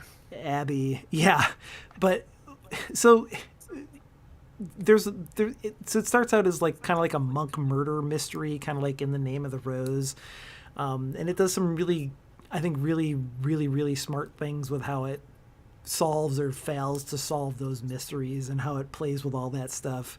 And then the second act is like a really great Coen Brothers movie in that you can see the train coming and you, the audience, are aware that it's about to fucking destroy everything. But you can't tell there's no way to communicate to the characters just how bad everything is about to get. And it's just like, there's like this creeping dread that's around every corner. And then it happens. And And it's you're like, incredible. how do I mitigate this? How do I mitigate this? Right. Nope. Yeah. Nope. There's nothing you can do. There is, at the end of the day, it's like, there's No Country for Old Men. The fucking Steve Buscemi's going into the wood chipper, and there's nothing you can do to stop it. Whatever.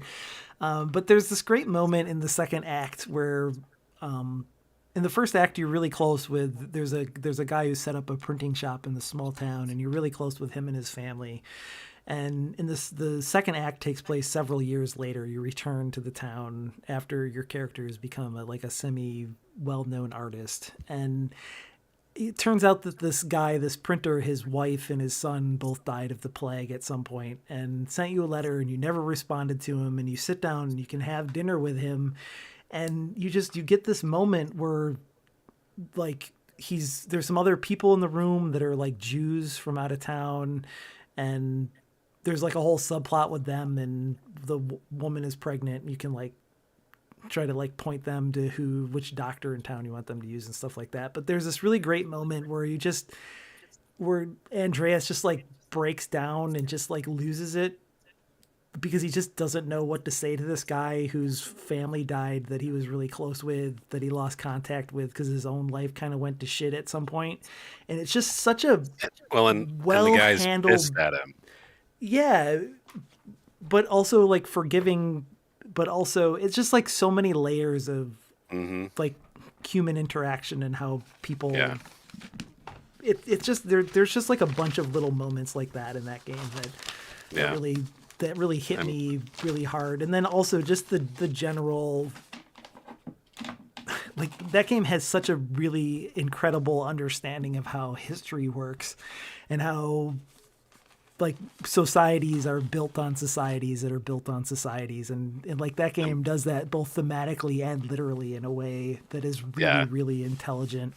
And there's just so many incredible bits and pieces in that game. I wish that it was a little easier to get from point A to point B, and that there wasn't so much downtime because, like I said, there's a world where that's my favorite game that came out this year. There's a series of 2 interviews that Rob Zacny did with Josh Sawyer and first it was just with Josh. There's one that he did with Josh Sawyer, who's like one of the writers at Obsidian, who was the lead on Pentiment, and then they did a follow-up interview where Rob Zacny and Josh Sawyer actually had the same professor of like medieval.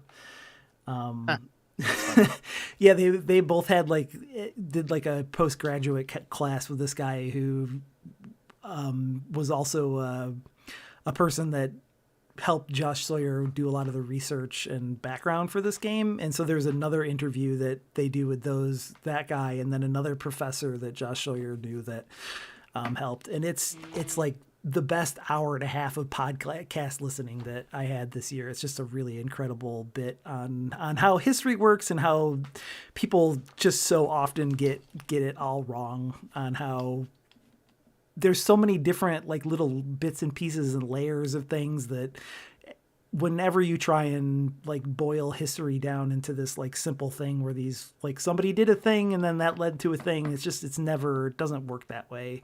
And like that's the thing that Pentiment does such a great job of like pushing back against, and what they talk about in that interview. It's just a great bit of video game conversation. So I just wanted to mention that. You're really making me want to play that game now. You should play it, man. I'm halfway through painting a mural. Dude, wait till you get to the end. When you get to the end and you have to pick which of the bits of history you want to represent in that mural. I've already done part of it. Yeah. And I'm already regretting what I said. The way it culminates is so... And then also, like, the mystery... They fucking pay the mystery off at the end of the game, too, in a way that's, like... Oh, God. It's not like an A+, but it's, like, it's good enough to justify all the build-up to it. It's such a... It's a really incredibly well-put-together story that, honestly, is almost hurt by the video game-ness of it in some ways. But yeah, anyway, that's all. That was the last thing that I wanted to mention. Nice. Is there anything else? I think no. No, Can we just nothing. all right. Nothing important. Save room. I'm sorry. Save room was 2 hours of unbridled. Yeah, it was good. Also, Yeah. Raking a Zen Garden. That was another. Yeah, Raking there a you Zen go. Garden Yeah. game. Mm-hmm. And I mean, it was a good warm up for the Resident Evil 4 remake, which better have inventory Tetris. Or I'm gonna be pissed. I'm so ready for that. How could it Just not? 4 weeks, man. 4 weeks. Yeah, yep. I was extremely ready for that. I just want to go to sleep and wake up in 4 weeks, and I can play the Resident Evil 4 remake. Wait, this is going to be the bad one, right? I mean, it's the one that least. Well, I was gonna say it was the one that least needed a remake, but I'm not sure that's like Resident Evil 2 is also still pretty Still good. looks But good though. That trailer the mechanically, other yeah, day. yeah. But I think mechanically, Resident Evil 2 needed a remake for modern audiences. But like this game feels like it still really doesn't. Like I played some of Resident Evil 4 not that long ago, and it still feels pretty like there's okay. nothing about it where I'm like, oh, this feels like a 20-year-old or Yeah, almost I still 20-year-old think video game. the back half of that game really needs some tightening up, which I kind of hope Well, they do. but that's also like any game that doesn't age it. That's just like a design decision that could. It's be something. better, It is a but, flaw that has gotten worse and worse as time has passed. I guess that's fair. The island section does kind of suck, but Yeah. so yeah. I mean, I hope that Oh man, regenerators, come on. I don't actually. The regenerators are. It's a cool fine. enemy. It's just it just goes on too long. like It's sort the of fun. soldier enemies and the ones that are Yeah. like super armored that are at the The giant island guys part. with the Yeah, no, miniguns. that's So you have the to fight like villains. 80 of that are bullet Yeah, sponges. that the regenerators are like the only genuinely frightening thing about that game. Yeah, I know. No, they're cool. That's what I'm saying. I know. I Is like there any, I like is that there any whole game. 2023 The game is stuff good. other than that people are Oh, excited there's for? so much. There's too much. Zelda. Yeah, Zelda. Dredge is coming Zelda. out in a couple weeks. Dredge. Oh yeah, Oh, Zelda. yeah. Fuck. There's Zelda. Zelda, Endless Dungeon, Resident Evil 4, Endless Baldur's Dungeon. Gate 3. Endless Dungeon 2. Baldur's Gate Baldur's 3 is Gate coming out in 16. August. Baldur's Gate I'm just 3 talking is a about big next one. year, man. Like this whole year, or this whole year. Yeah. Dar- Also, I like- listen. Hey, don't Street get Fighter your 6. don't get your hopes up for Darkest Dungeon 2. Okay. Oh no, you're saying Endless Dungeon. I'm sorry. Endless That Dungeon. game. That game seems pretty cool. That game seems dope. Why aren't they just calling it Dungeons of the Endless 2? Why 'Cause are they it's calling different. it It's Endless different. Dungeon? It's different. It's a different thing. They It's made very similar, though. If they made Dungeon the yeah. Endless 2, it would be a different game. Okay, all right, well, fair enough. Dungeon Maybe they of should Endless, sir. vary up the name a little bit more. Is all I'm saying. Because Endless Dungeon sounds like it's a sequel to Dungeons of the Endless, but they didn't want to call it Dungeons of the The Endless. Messenger team is making a I think they couldn't get the rights. JRPG, A Chrono Trigger, JRPG. or Illusion of Gaia style game Yeah, with, I backed it. with Yasunori Mitsuda Yeah. doing the soundtrack, that's pretty fucking exciting to me. I don't know if that. Oh, game's actually dude, gonna be good or fucking not, but- Silk Song. Well, we don't Oh, know. Will it? We Hopefully. don't know. They Hopefully. said it will be They in this said it will calendar be year. In this calendar year, yeah. They So that's going to be December 31st. We'll Same see. with Yeah, Baldur's We'll, Gate. we'll Yeah. fucking see about that. Also, I'm like really excited about the Castlevania DLC for Dead Cells. That looks That's super like fun. this week if it isn't like already. hey. It's so It's, soon. it's not out yet, but it's Hey, very hey, soon. hey, hey! Remnant Hey. from the Ashes 2. Fuck I don't yeah, know man. what that is. Fuck yeah! Oh baby. shit! Fuck yeah, man. Fuck yeah, man! I forgot about that. What Also- if Remnant That had is- a budget? Fuck out of here. You kidding? Starfield. Yeah, Garfield. maybe. Garfield. Did you say Garfield? Stalker 2, maybe.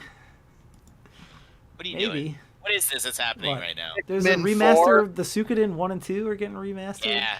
What? And then the knockoff one that's coming out that's from the old team is coming out. Aiden Chronicle. Yeah, that's right. I don't know. Anyway, I'm skeptical, There's a- but I'm keeping an eye on it. There's a rumor that there's going to be a new Castlevania game, but I don't know that I really trust I don't Konami know. at this point, unless they like give it to somebody who. Although I guess like that was part of their thing, right? Is they're willing to not develop shit internally if people have good ideas. So maybe it'll be something from someone interesting. I don't know. I'm not holding my breath on that. But yeah, I don't know. Regency Solitaire 2 might come out this year. all right, bring it on. I love those games. Yeah. Yeah, no, I'm legit like, yeah, okay, please. Oh, that's right. I was gonna look They're up. making a is real Pete- sequel to that, huh? Did Pizza What was- Tower what's come the out, or name is of it just the- coming out? It's soon? out. It just came out like 2 It weeks is ago or last week, I think. Yeah. What Yeah. was the? I didn't play a lot of Regency Solitaire, but I did play through the one. There's the one about the lady she's like Robin Hood kind of. That's like the same exact thing. I can't remember what it's called. Where am I at?